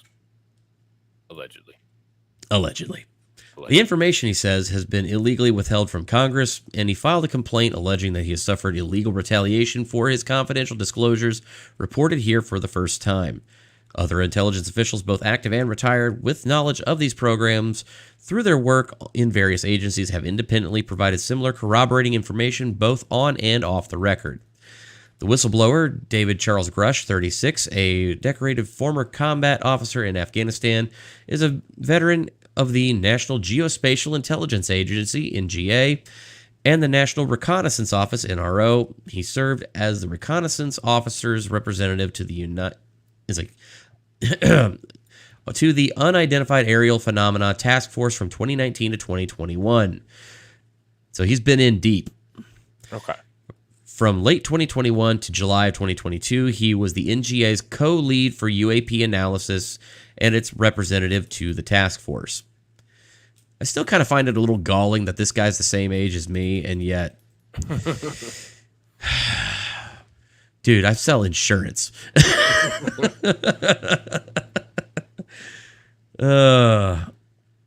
Anyway. He's got really sore knees. And other bits. The task force was established to investigate what were once called unidentified flying objects, or UFOs, and are now officially called unidentified anomalous phenomenon, or UAP. And I hate the term UAP with a flying, just the burning of 1,000 like suns. Unidentified aerial phenomena, okay, fine. Unidentified anomalous phenomena is just dumb. Just stupid. Yeah. I mean, again, UFO, unidentified flying object. Okay, I can get behind that. It's like, just, if it ain't broke, don't fix it. I know, government, whatever. And supposedly they change the acronym every few years just to kind of like, so that way when people start doing FOIA requests, it helps kind of throw them off a little. Apparently the government's been doing that for about the last 70 years, even before FOIA. Okay. They change the terminology every couple of years. Anyway, so the task force was led by the Department of the Navy under the Office of Undersecretary of Defense for Intelligence and Security. It has since been reorganized and expanded to the All-Domain Anomaly Resolution Office, ARROW, to include investigations of objects operating underwater. So, yeah, not just UFOs, UAPs, but also USOs, unidentified submerged objects. Yes, there is a technical term out there for USO. Jesus. Yeah. Bet you didn't know that one. If you ever get the chance, go back and watch the Rogan episode where he talks with the fighter pilot David Fravor about his Tic Tac encounter. Okay. And he actually, like, several of his like other friends that were aviators in like the Navy and whatnot, like had a lot of encounters with USOs. One that was really interesting was he talked about they were doing like shooting off dummy torpedoes, and it's called a BQM. Basically, it's a big hollow, like it looks and acts like a regular torpedo. It just doesn't have an explosive charge on it, and it gets telemetry data and stuff like that. And then they have to go pick it up out of the water with a CH-53. Gotcha. Okay. Apparently, like in the late 90s, this guy, a friend of his who was a pilot of a CH-53, was actually doing a flight out off the deck of, I believe it was even the Nimitz. They flew out and went to go pick up this BQM, and they had just started lowering the diver into the water when he saw this thing, just kind of like, he said, it looked like a dark shadow underneath the BQM, rising up underneath it. And then he said just before they got the diver in the water, something sucked this BQM down, and then it just started to fade back below the water, and they never found it again. Wow. And the guy says, the guy basically said, I've seen blue whales, in the water from the air. I've seen about every kind of, life form that we've and whatnot that we've ever seen before. Even every kind of craft and submersible that you can imagine out there, I've trained to be able to identify from the air. This was not like any of them. But yeah, supposedly something just sucked this BQM down, which, let's be completely honest here. If you know anything about these, I did a little bit of cursory research. They're about 40 tons almost. Okay. That's pretty heavy. It's a big freaking ass like torpedo. It just basically blows ballast and then floats to the surface. It's insane. It's yeah. They're huge. I'm checking the Titanic. Yeah. Oh, there's identified object law. Yeah, apparently the CEO of that company was on this dive. Yeah. Oh, really? Yeah, the CEO of the company that lost the sub was on the sub. That makes sense. Along with a billionaire and his son. Yep. Yeah. Somebody getting sued. Yep. Jude Curio, USO, Bob Hope, etc. Entertaining troops. Yep. That is true. That was something that the USO tours and whatnot. Hey, Mystic, how you doing? Good to see you. It's been a while. Anyway, sorry, I got off track here. Squirrel. Grush said the recoveries of partial fragments through and up to intact vehicles have been made for decades through the present day by government, its allies, and defense contractors. Analysis determined that the objects retrieved are of exotic origin, non-human intelligence, whether extraterrestrial or unknown origin, based on the vehicle morphologies and the material science testing and the possession of unique atomic arrangements and radiological signatures, he said. Yes, if you get a chance, that documentary I mentioned, The Phenomenon by James Fox, he has a very special section. Oh, hey, Mystic. I'm off to work now for a bit. I'll actually be able to watch. Oh, great. Well, thank you so much. I'm going to say have a great work shift and have a good night. Oh, no, I think she's saying she's off work. She's off work for the Oh, off work. Oh, well. Yeah. Okay. Brain. Yeah. She's watching my show too. Finally. There you go. Well, hope you enjoy. So anyway, but Jacques Vallée was actually, he's another really interesting scientist who's worked on this phenomenon for a long time. He actually was part of Project Blue Book with Hynek and a number of others that worked on that like in the 60s. And this guy has basically come forward like after Blue Book is like, I believe. And not only do I believe, but I think there's an insane amount of data that we're missing. And so one of the cool things he was doing like right recently was that they've basically invented a new type of almost like a microscope that can actually kind of break down the base isotopes. And that way you can actually see what is contained in certain materials. So they actually took some metamaterials from supposed crash locations.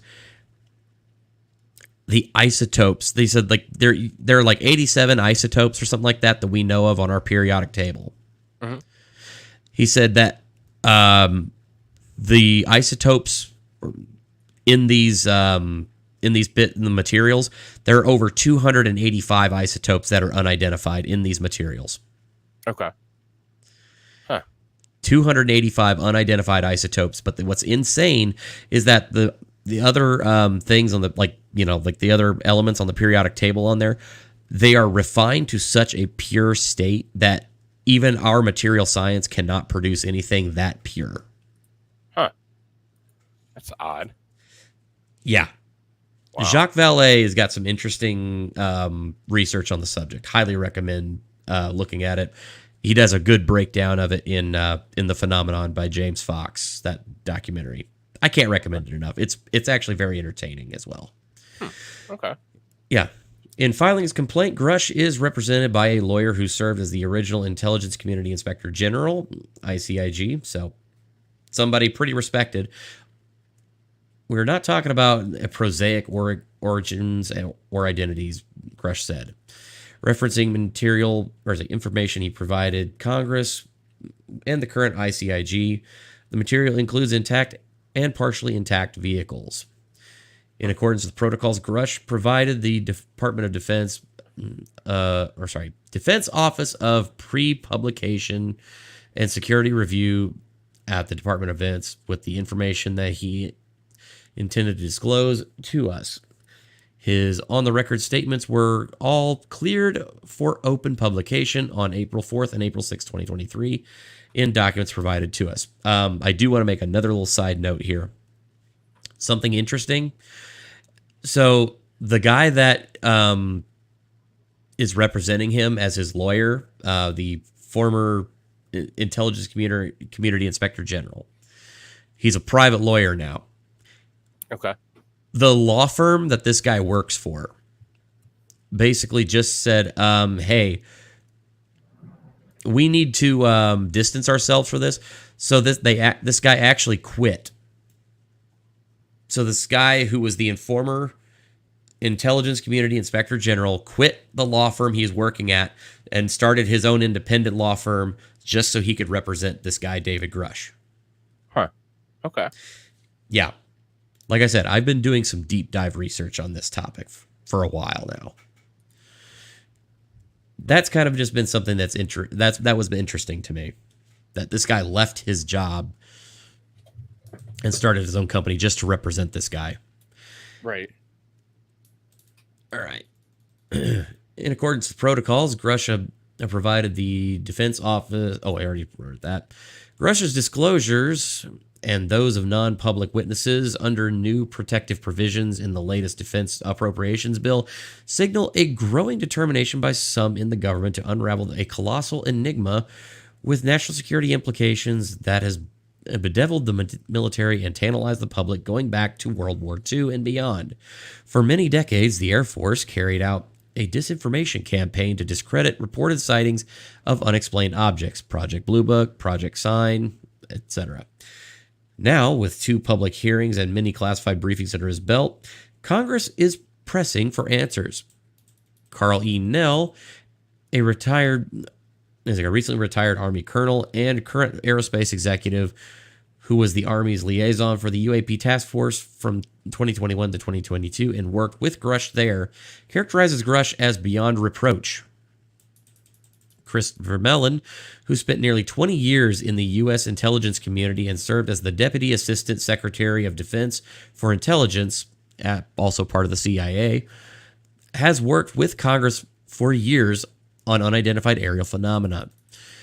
A number of well-placed current and former officials, quote, a number of well-placed current and former officials have shared detailed information with me regarding this alleged program, including insights into history, governing documents, and the location where craft is allegedly abandoned and recovered, Mellon said. Quote, however, it is a delicate matter getting this potentially explosive information to the right hands for validation. This is made harder by the fact that, rightly or wrongly, a number of potential sources do not trust the leadership of the All-Domain Anomaly Resolution Office established by Congress, unquote. Gee, can't imagine why, given that snooze fest we saw at the NASA thing, because Arrow is directly working with them. Oh, makes sense. Yeah.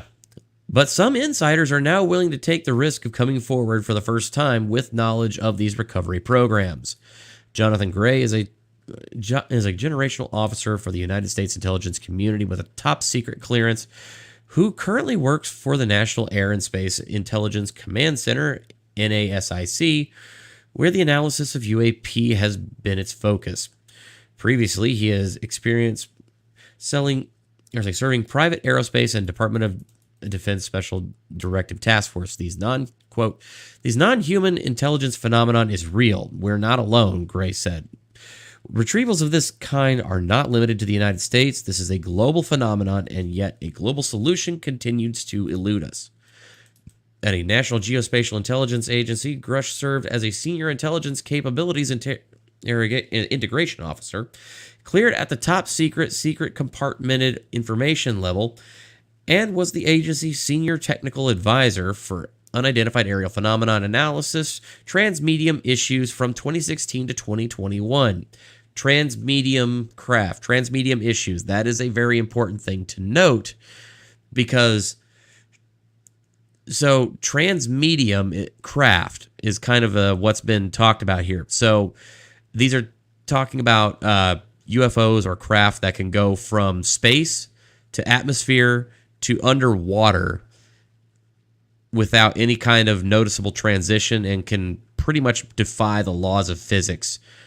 Like some things that we've seen, especially if you saw the videos from the deck of the USS Omaha from 2019, the crazy pyramids that were just wheeling in the sky on NVGs, the fleet of red dots and lights that were in the sky at that time. And then on thermal cameras from the Omaha, they actually showed spherical craft that were just along the top of the ocean and then just suddenly go bloop, right underneath the ocean. These things were shooting down from over over and above 80,000 feet, which is the height of the Spy 1 like radar system. That's the maximum ceiling. 80,000 feet is the maximum ceiling of the Spy 1 system, which is basically space. And these things were shooting from that level to basically just above the water, and then would just kind of hover for a bit, and then bloop. Yeah. So when they talk about transmedium craft or transmedium issues, that is what they're talking about. They're talking about craft that can go from space to atmosphere to underwater with no visible like stoppage, basically. He served with the National Reconnaissance Office as senior intelligence officer and led the production of the NRO Director's Daily Briefing. Grush was a GS-15 civilian, the military equivalent of a colonel. Grush has served as an intelligence officer for over 14 years, a veteran of the Air Force. He has numerous awards and decorations over his participation in covert and clandestine operations to advance American security. Let's see here. Somebody's... Okay.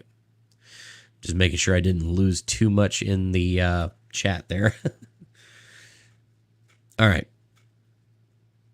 According to a 2021 NRO performance report, Grush was an intelligence strategist with multiple responsibilities who analyzed unidentified aerial phenomenon reports and boosted congressional leadership intel gaps in understanding.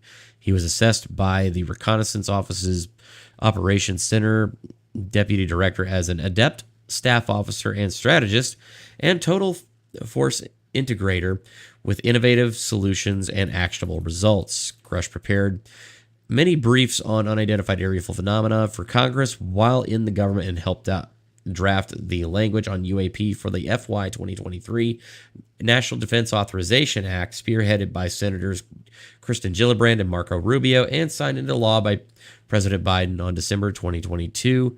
The provision states that any person with relevant UAP information can inform Congress without retaliation, regardless of any previous non-disclosure agreements. That is important to note.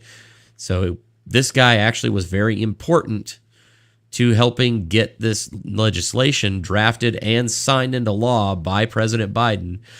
That it's a new type of whistleblower protection act that allows people with UAP experiences, UAP information to come forward with whistleblower protection and not violate their NDAs. Very important to note there. In his statements cleared for publication by the Pentagon in April, Grush asserted that UFO legacy programs have long been concealed within multiple agencies, nesting UAP activities in controversial secret access programs without appropriate reporting to various oversight authorities. You're all familiar with legacy programs, aren't you there, Meaty? NASA, you're talking about their legacy tech. Did you see my message backstage? Oh, sorry. No, I did not. I was a little focused. Just real quick. So okay, I appreciate you having me, buddy, but I also want to live. So I hear you. Well, I say if you get a chance to dip back on, great. I say we're gonna, once I get done with this article, we're just a little under halfway there, and then we're gonna dive into the really explosive stuff. All right, buddy. Well, I appreciate you having me, and I'll see what I can do. If I survive. There you go. Well, I say, Mystic, please try not to kill him. I say, we want him back. All right, take care, buddy. All right, take care, bud. Have a good one. All right, there we go. There's also the yep.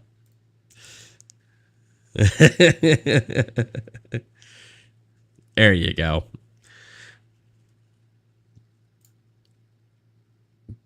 All right, Shinny, love seeing you back online and streaming, even with your guest tonight. Absolutely. Thanks, Mystic. You have a good one. All right. There we go. And picking back up where we left off here.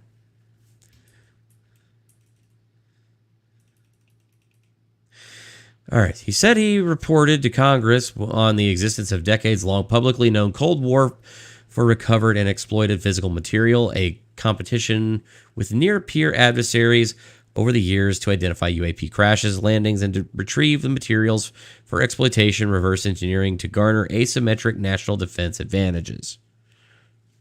So, yeah. Literally just coming out and saying it that, yeah, this guy was actually in a place to not only know, but actually help coordinate where to get materials from supposed crashes and exploitation, and get those to exploitation programs so that they could be researched and analyzed.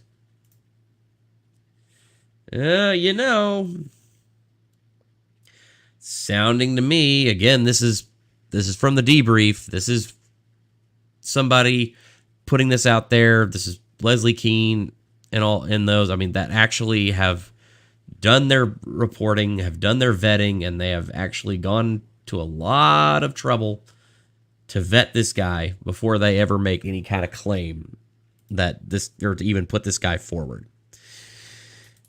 Beginning in 2022, Grush provided Congress with hours of recorded classified information transcribed into hundreds of pages, which included specific data about the materials recovery program. Congress has not been provided with any physical materials related to wreckage or other non-human objects. Grush's investigation was centered on extensive interviews with high-level intelligence officials, some of whom are directly involved with the program. He says the operation was illegally shielded from proper congressional oversight and that he was targeted and harassed because of investigation. Grush said that the craft recovery operations are ongoing at various levels of activity and that he knows the specific individuals, current and former, who are involved. Quote, individuals on these UAP programs approached me in my official capacity and disclosed their concerns regarding a multitude of wrongdoings, such as illegal contracting against the federal acquisition regulations and other criminality, and the suppression of information across a qualified industrial base and academia, he stated. Associates who vouched for Grush said that his information was highly sensitive, providing evidence that materials from objects of non-human origin are in the possession of highly secret black programs. Although locations, program names, and other specific data remain classified, the Inspector General and Intelligence Committee staff were provided with these details. Several current members of the recovery program spoke to the Inspector General's office and corroborated the information Grush had provided for the classified complaint. So this guy came forward. Okay, want to make sure I note that here.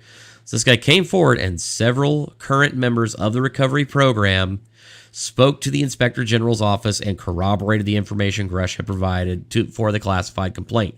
People involved with these recovery programs backed him up and went to the Inspector General's office of the United States.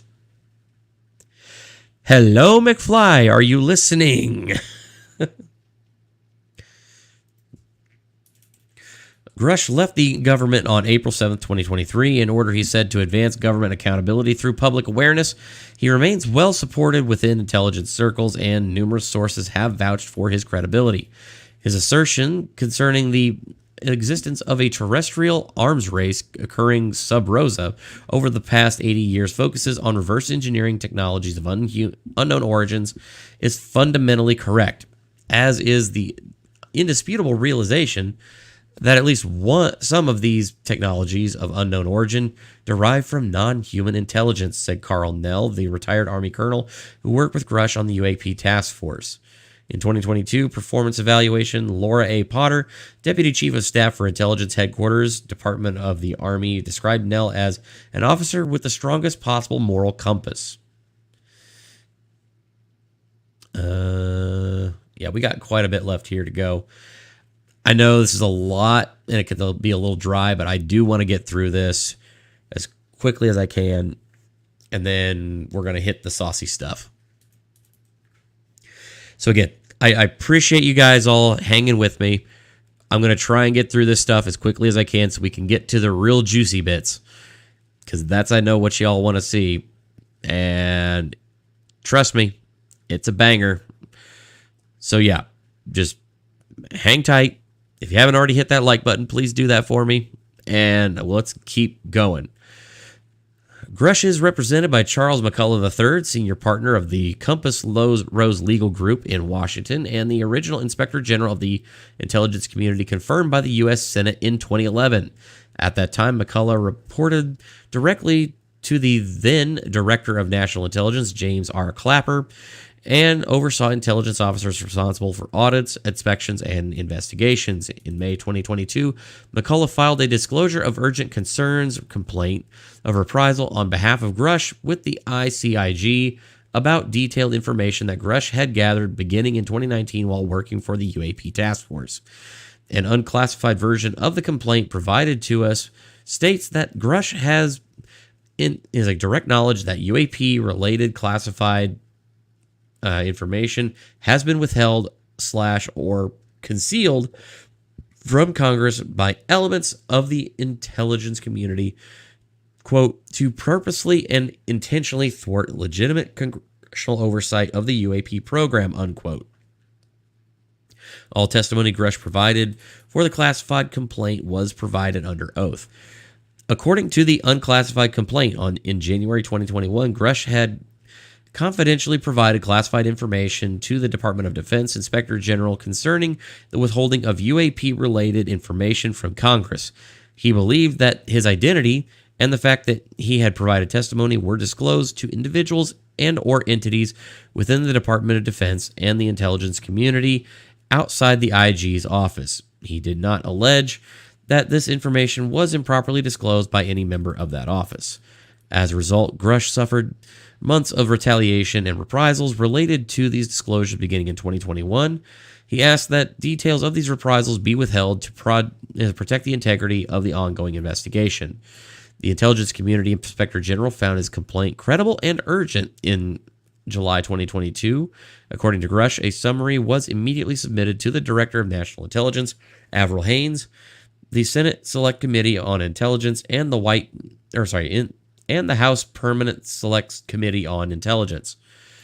The complaint was drafted and signed by McCullough and his managing partner. It ended with Grush's signature attached to the statement that I do solemnly affirm under the penalties of perjury that the contents of the foregoing paper are true and correct to the best of my knowledge. A whistleblower reprisal investigation was launched, and Grush began his communication with the staff of congressional intelligence committees in private closed-door sessions. According to Grush, certain information which he obtained in his investigation could not be put before congressional staffers because it did not have the necessary clearance. They did not have the necessary clearances or appropriate investigative authority. A representative of the House Permanent Select Committee on Intelligence told us in March that the committee members are not able to comment on the content of the complaint or comment on the identity of the complainant. Quote, when you have multiple agencies nesting UAP activities in conventional SAP, CAP programs, both as recipients and of exploitation related insights for operational reasons, without appropriate reporting to various oversight authorities, you have a problem, Grush said, referencing the highly secret special access programs and controlled access programs. Excuse me. Need to switch to menthols. Grush's willingness to take risks and speak out appears to be emboldening others with similar knowledge who believe in greater transparency. Jonathan Gray, the intelligence officer specializing in UAP analysis in the National Air and Space Intelligence Center, is speaking publicly for the first time, identified here under the identity that he uses inside the agency. NASIC headquarters at Wright-Patterson Air Force Base is the Department of Defense's primary Air Force source for foreign air and space threat analysis. Its mission is to discover and characterize air, space, missile, and cyber threats. According to the agency's website, the center's team of trusted subject matter experts deliver unique collaboration, exploitation, and analytic capabilities not found elsewhere, the website also states.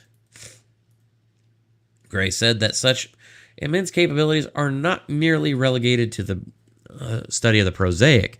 The existence of complex historical programs involving the coordinated retrieval and study of exotic materials dating back to the early 20th century should no longer remain a secret, he said.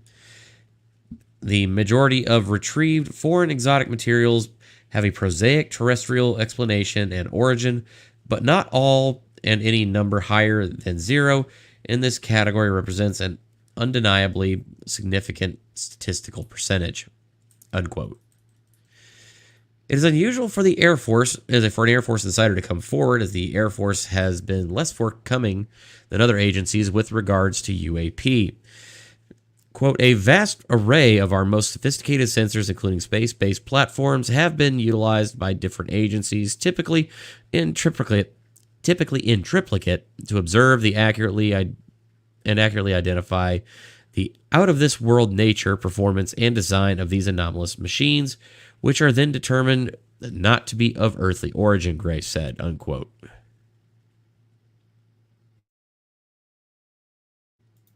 Mellon, the former Deputy Assistant Secretary of Defense for Intelligence, has been instrumental in arranging classified briefings for members of congressional and other officials about UAP, which include references to exotic retrieved materials. The first briefing he facilitated on retrievals of unexplained objects was provided to staff members of the Senate Armed Services Committee on October 21st, 2019, and to staff members of the Senate Intelligence Committee 2 days later, as reported by the New York Times.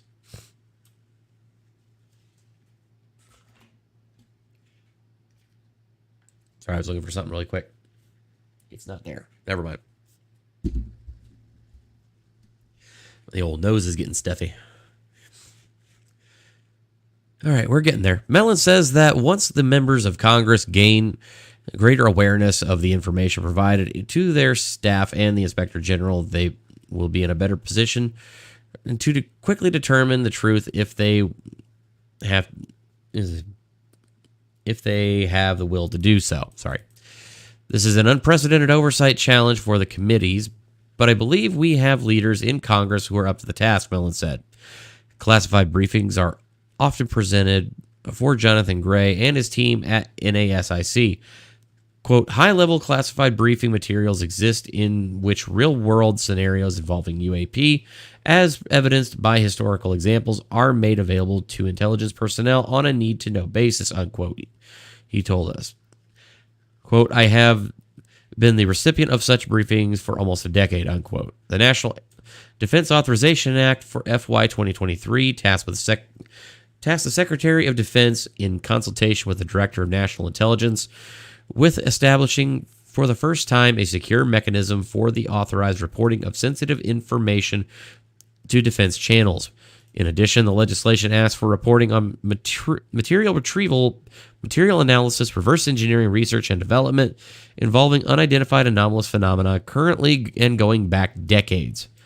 Dr. Gary Nolan, a professor at the Department of Pathology at Stanford University and a renowned inventor and entrepreneur with more than 300 published papers, has started over half a dozen companies based on technologies out of his laboratory. Nolan has previously applied some of those technologies to the analysis of exotic materials, publishing the first peer-reviewed paper examining such materials. Quote, human civilization is utterly transformed by something as small as a grain of silicon or germanium, creating the underpinning of the integrated circuits that underlie computation and now even artificial intelligence, unquote, Nolan said. Studying even small samples of purported anomalous materials could lead to currently inconceivable benefits to humanity, he said. What might be represented here could be hundreds of technology revolutions ahead of us, could be more transformative for humanity than what the microprocessor accomplished. Imagine what we could do with even a grain of knowledge about how they operate. To encourage potential witnesses to come forward, the whistleblower legislation forbids any federal employees from retaliating against anyone providing unauthorized disclosure. Quote, whistleblowing is essential to the checks and balances of our government, and no federal employee should feel discouraged from stepping forward due to fear of retaliation, Representative Andre Carson told us. In May 2022, Carson presided over the first open congressional hearing on UAP since 1968. The case of David Grush marks the crucial test of these new whistleblower protections and their ability to protect future whistleblowers who decide to come forward. Jonathan Gray says, secrets have been necessary, though a tough nut to crack. Potential technological advancements may be gleaned from non-human intelligence UAP retrievals by any sufficiently advanced nation and then used to wage asymmetric warfare. So therefore, some secrecy must remain, he says. However, it is no longer necessary to continue to deny that these advanced technologies derived from non-human intelligence exist at all, or to deny us that these technologies have landed, crashed, or fallen into the hands of human beings. Gray noted that the hypothesis that the United States alone has bullied the other nations into maintaining this secrecy for nearly a century continues to prevail as the primary consensus amongst the public at large. Quote, my hope is to dissuade the global populace from this archaic and preposterous notion and to potentially pave the way for a much larger and broader discussion, he said. Grush said it was dangerous for this 80-year arms race to continue in secrecy because it further inhibits the world populace to be prepared for an unexpected non-human intelligence contact scenario. Quote, I hope this revelation serves as an ontological shock sociologically and provides a general uniting issue for nations of the world to reassess their priorities, Grush said. And so that's the end of the article, finally. Leslie Kean, Ralph Blumenthal with Helen Cooper, co-authored the December 17th, 2017 front page article in the New York Times that disclosed the existence of the secret Pentagon program investigating UAP. All right, folks, I will try and remember to drop some show notes after the show. So that way, if you want to go and read this, you can have access to it. It is on the debrief. Article is just called Intelligence Officials Say U.S. Has Retrieved Craft of Non-Human Origin. It was published on June 5th, 2023 by Leslie Kean and Ralph Blumenthal. So you can find this. It's pretty easy. Just want to let you know. So now we've gone through that. We've talked about the whistleblower. And now I've got the bombshell for you. All right, folks. Here we go. We're doing this. All right. So this was posted to Twitter. This actually was posted on June 20th. So literally yesterday. This is brand new. This is cutting edge news. From what I've been able to find out there online as well, I've been able to find that this actually has been verified. This news story has been verified in by at least five other, people of. Look, it's been verified by at least 3 others that I know of. 2 others that just came forward recently, so 5 total. This is actually a legitimate, memo, and I have the hard copy here also to prove it. So I have the hard copy, and I have it's like this one. This is a digital copy. This is a memorandum that went out from the office of Larry Maguire, who is a MP in Canada. He was writing to the Defense Research and Development of Canada. He was writing this to the Minister of Defense of Canada. All right. I'm gonna make this a little bit bigger. Okay, it's not gonna let me there. So, give me a second here. I have a copy on my computer that I can pull up.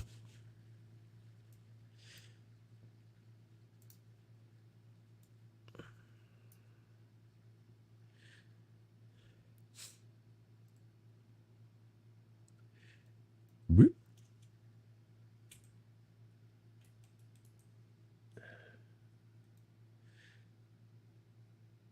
All right.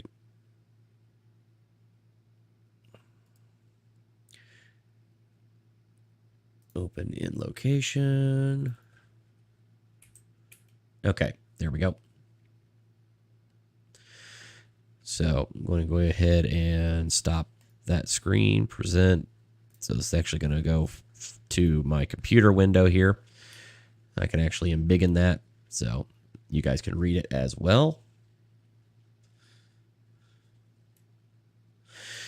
Okay.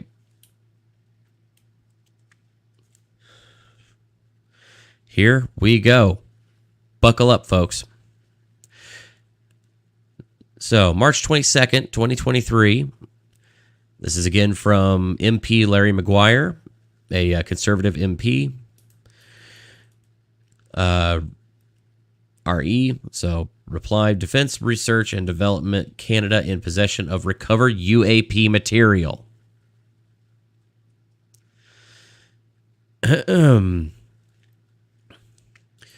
So, dear Mr. Anand, it has come to my attention through meetings with American officials that the United States Senate Select Committee on Intelligence and Senate Committee on Armed Services has been undertaking in-camera hearings with government and military subject matter experts on the recovery and exploitation of physical material from unidentified aerial phenomena, UAP. I am concerned that expected upcoming public announcements will be coordinated between AU-KUS, which could damage Canada's credibility with our allies and the Canadian public on the global stage. There is an opportunity to have prepared communication plans in place by May 2023 to reduce this risk. As Minister of National Defense, you may not be aware Defense Research and Development Canada, DRDC, it's kind of Canada's version of DARPA, has participated in efforts to analyze UAP, which is publicly traceable to circa 1950. This recovered foreign material is studied through the Five Eyes Foreign Material Program, FMP, which in Canada is sponsored by the Canadian Forces Intelligence Command, aligned with several intelligence sharing arrangements and treaties. I am writing to recommend you request a classified briefing containing full, sensitive, and protected program information from your officials on the Government of Canada's historical and ongoing efforts to analyzing recovered UAP material. Oh boy, that's getting already pretty deep. So, he mentions Five Eyes Foreign Material Program. I'll explain the Five Eyes program in just a bit, but this is getting big and it's getting deep. Canada's chief science advisor has also launched the Sky Canada project, which is investigating how the Government of Canada manages UAP reports. They are in the process of identifying key Canadian stakeholder institutions. It is essential the chief science advisor be given full access to the defense programs and briefed on the collaborative scientific research of efforts with our allies. It is imperative the Government of Canada have a communications plan to respond to these upcoming public revelations that will stem from these American FMPs. Not only are these national security and aviation safety concerns that need to be addressed, but there will also be a larger debate about why there is a lack of transparency and accountability regarding UAP programs and policy. I also believe that there must be parliamentary oversight of efforts by government institutions and responsible ministers should be fully briefed on this program, including releasable to the public content that aligns with allied public disclosures. It is incumbent on your department inform you of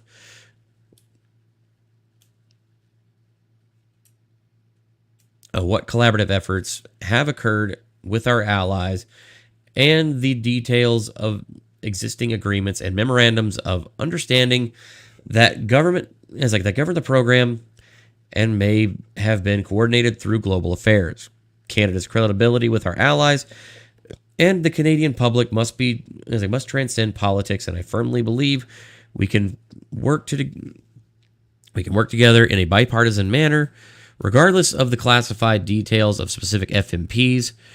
The public revelations by these subject matter experts who have testified before Congress present an opportunity for the Government of Canada to take a visible leadership role in confirming the existence of recovered material and balancing our national security obligations. I look forward to your response. If you seek any further information, please do not hesitate to contact me directly. Sincerely, Larry K. McGuire, MP, Brandon Souris. Yeah, and all the additional CCs there. Okay, that's a lot to unpack. Okay, first off, the acronym FMPs. FMP stands for Foreign Material Programs. All right, going back to this. So, he mentions in this article, or in this, the Five Eyes Foreign Material Program. So, yeah, Foreign Material Program, FMP. Five Eyes is the United States and her closest allies. So the top is the United States is top 5 allied nations. So Canada, the UK, Australia, New Zealand, and I forget the last one. I apologize. These nations have a coordinated, and not only that, but a vested interest in studying the UAP phenomenon. And this unclassified letter that came from the desk of a current sitting Canadian MP directly mentions and talks about that not only is Canada, but also verifies that the United States has been and is and has been for well over 50 odd years been working on reverse engineering programs.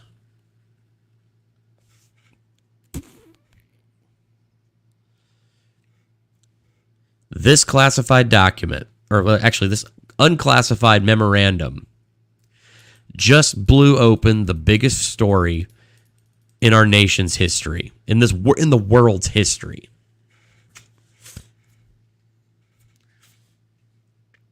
So this is literally Canada, a Canadian MP, coming to the Defense Minister of Canada, basically the Secretary of Defense there, saying, hey, we know that the U.S. is going to be disclosing a bunch of stuff about UAPs and whatnot here very soon.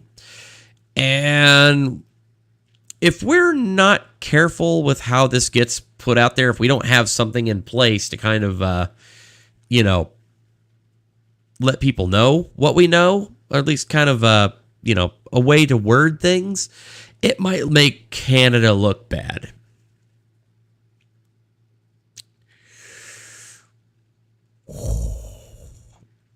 So this document implicates that the United States is not only involved in the possession and retrieval of UAPs and UAP material, but is also actively engaged in the reverse engineering of that and exploitation of that material. What else can I say, folks? please, for the love of God, somebody say something in the chat, because I mean, this is the mind blower of mind blowers that just got dropped on the United States and the world. And it's one of those that it's the story that nobody is talking about. I have verified, as to the best of my ability, that this document is genuine. I have done as much research as I can possibly do on this.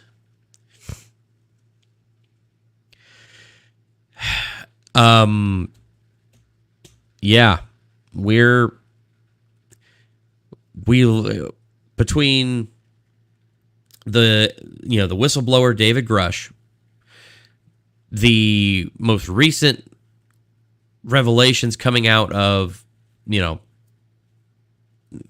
independent and government sources, as well as this this letter that came out.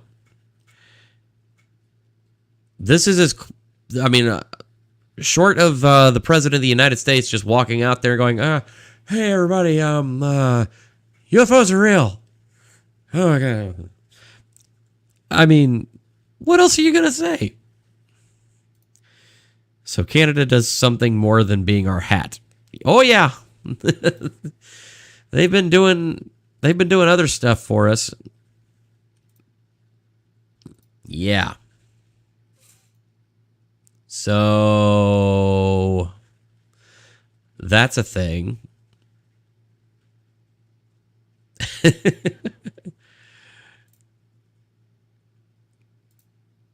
I mean, again, where do I even go from that? Because it's just kind of like, what?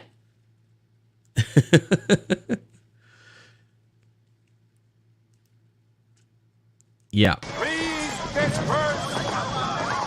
Nothing to see here, please.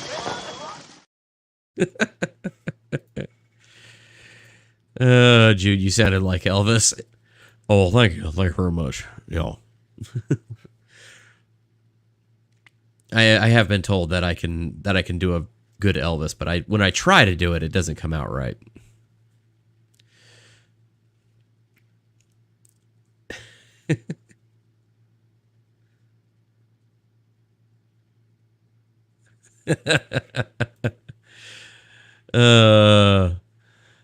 You missed a few misspeaks or fall sniffing a couple of kitties, but message received. Yeah.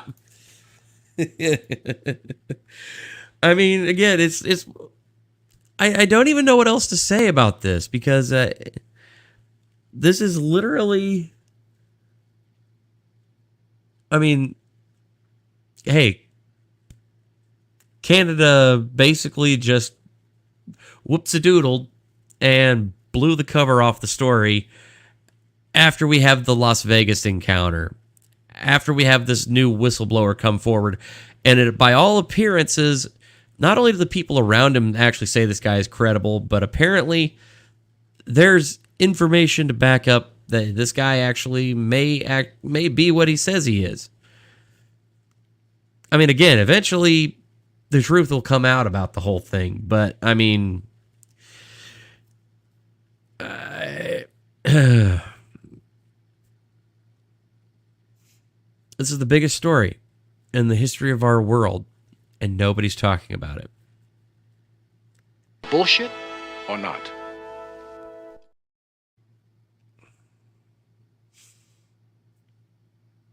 All right,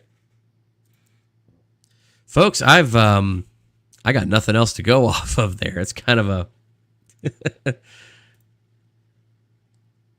kind of just a thing. I mean, it's just like, I mean, what else is there to say about it? We have got this incredible information. Real quick there. So, Sean D, so you're convinced? Yes, I would say so. I am. Now, I'm always willing to hedge my bets. I mean, and I've always had the belief that there is life outside of us in the universe. That I've known since 2005. And the reason I know that one is because No, I have never seen a UFO. I have never had an alien or UFO encounter. I'll just freely give that information out. But what I will say is that driving through the desert in the middle of the night, 2005, I was like 18. My parents were driving us on this big cross-country, road trip. My parents were sitting up front. I was in the back passenger seat. My brother was in the on the other side. He was asleep. And I remember we were driving the window down, and I just looked out, and of course, the desert, there's no light, and we were like probably 100 miles of nothing between us and our next destination. Literally 100 miles of nothing. And I remember looking straight up at the stars, and you get to see the stars there, and it looks like those crazy those photography pictures where you just see like the massive clouds of stars. You can see basically the galaxy unfolding for you. And I remember looking up at that, and I said to myself, every one of those points of light, every star that I see in the sky right now, and I mean billions, even trillions of them in the sky, any potential one of those planets has possibly, or any one of those potential stars has potentially planets around it. And statistically speaking, if you think about it, there's a possibility that one of those planets could be capable of supporting life. And if you take the statistical chances of that and you think about it, it starts to make sense that there is a possibility that life-supporting worlds could be out there. And our hubris is that life is going to develop in the same manner and fashion that we did. We could be completely wrong. There could be ammonia-based life. There could be silicone-based life. There could be other types of life forms out there that are comprised from different base or elements. It's all possible. That convinced me back then that there was possibility of other life in the universe. Over the time I started doing the research and getting into the hobby and understanding the UFO and the UAP phenomena, the longer that I delved into it, the more I've kind of come around to the idea, especially now with physics and information coming forward, that potentially time and space right now are kind of in our dimension a bit interesting, because if you kind of take some of the more fascinating elements of quantum physics right now, they talk about the possibility that not only do multiple other dimensions besides ours exist, but that given the right material and given the right ability and technology, you could cross over time and space and dimension without a lot of effort.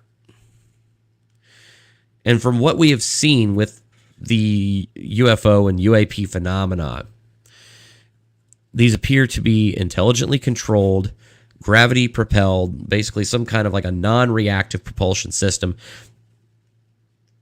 that just kind of defies physics. Is it at that point possible, let alone even probable? Is it even remotely a possibility that there could be other life, not just in the universe, but also in other universes, multiple dimensions, that are capable of traveling here? Yeah. And on top of that, some of the more recent and interesting things to come out of physics and time distortion study, there's a lot of evidence to possibly kind of, or there's a lot of evidence to kind of put forward the idea that all of time, everything in the future, everything in the past, everything in the present, everything in time is all happening right now. All of it. The past, the future, everything is all intertwined, happening right now. And if you have the method, you know how to cross between the dimensions, time and space are no longer a concept that you have to worry about.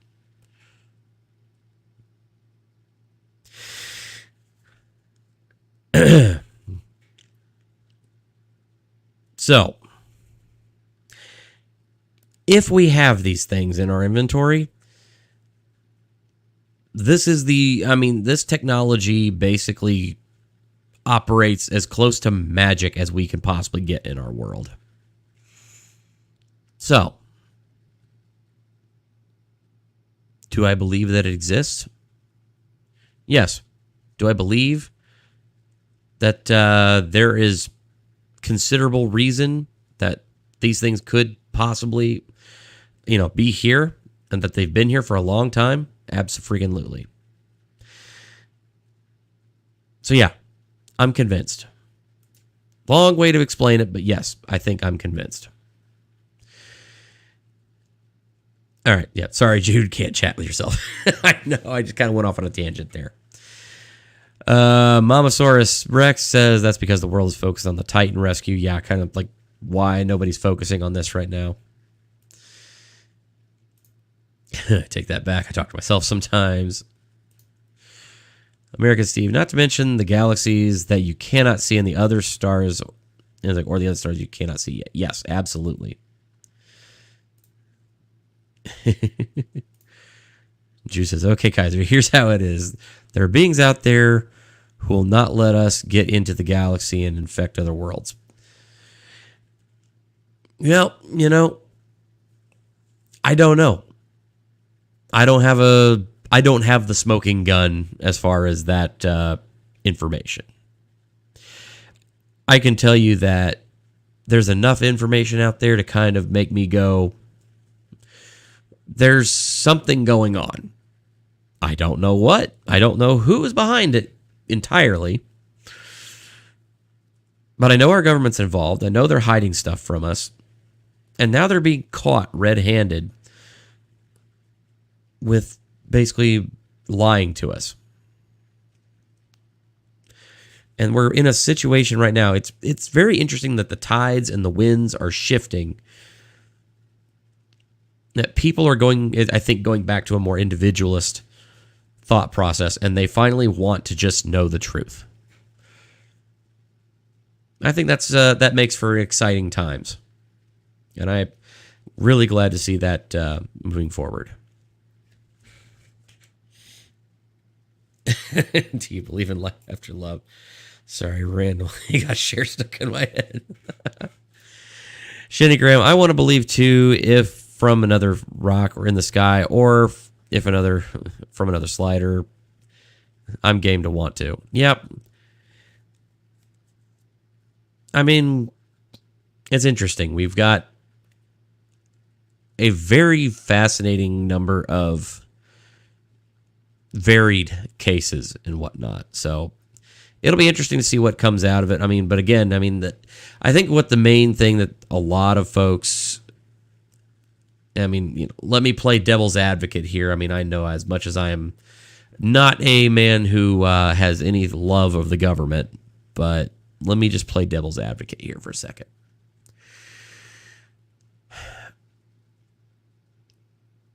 Let me play devil's advocate here for a second.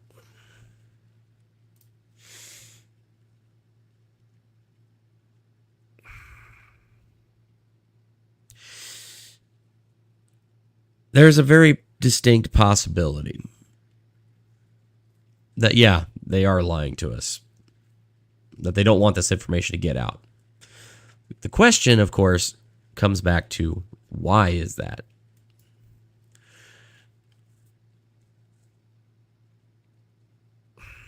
So I kind of got my brain got off on a different tangent there for a second. Jude says you can't handle the truth. You might actually be right, because that's one of the reasons I think that a lot of this has been withheld, is that people probably won't be able to handle truth. There's a lot of people who look for symbolism in everything from religion to, everything from the supernatural to the mundane. There are people that look to that as a waystone, a guide for them. And what if you do if all that gets pulled out from underneath you and it turns out that, hypothetically speaking, what if we are just all a bunch of, basically genetically modified mice in a cage? Not saying that's the case. Is it real? Is it not? Is it a possibility? Who knows? I don't know. Not for sure. I think we all want to know. The truth will be, the absolute unfettered truth will be shocking. It will be earth-shattering. It will break everything that we know, or we think that we know. But I don't think that that's an excuse for us to bury our heads in the sand and not pursue this, and not pursue truth.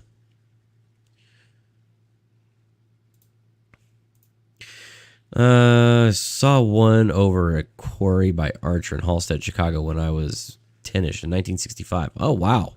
That's cool.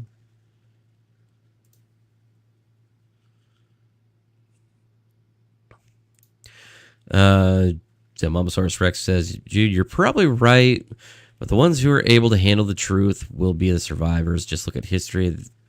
There's always a space being. Yeah, pretty much. I mean, yeah, we've got pictures and paintings and depictions and written accounts that go all the way back to the time of ancient Egypt of crazy things being spotted in the sky. All kinds of insane things happening. It's all a possibility. So, all right. There's a lot of stuff. There's a lot more out there. There's a lot of information. And I'm going to, again, folks, being honest with you. I don't have the end-all, be-all smoking gun on everything as far as information goes. I'm a hound dog tracking a scent. I'm looking for information. I'm always on the hunt. Part of me, honestly, as much as I would love to know the truth, part of me doesn't want to know everything, just because that way there's always something for me to keep digging into and keep hunting. That's just my own thought process. But folks, I appreciate you. I love y'all. I'm going to go ahead and cut off here for the night. And I appreciate you all. Thank you so much. Please definitely go down. If you haven't already hit that like button, definitely hit that like button. If you are new here and you're viewing this, whether you're on the current viewing or the replay crew, please definitely hit that subscribe button for more awesome content. I have got plenty more lined up for this, and we've got a lot coming up. I've got new videos dropping tomorrow for Real Talk. Going to be doing some interesting stuff about breaking news regarding a potential shakeup at Disney. And as always, folks, have a great night. Do yourselves a favor. Never stop asking questions. Always dig for the truth. Always stay curious, folks. Have a good one. FBI, open up! You ever wonder why we're here? You ever notice that the information that we're being fed doesn't always add up to the truth? Do you ever look out your window at night when the rain's falling down? You ever look down the street and wonder what is going on around you? You ever look out at night and ask yourself, is this all that I am? Where am I? What am I? Is this all there is? Is this real life? As technology continues to bring us closer together, it also tears us further apart. We watch the skies and look at the planet around us and its natural beauty as it continues to march forward on and on and on, unending, unceasing, unwavering. And yet our world, everything that we've built, crumbles around us. We wonder, is this it? Is there more? There's got to be.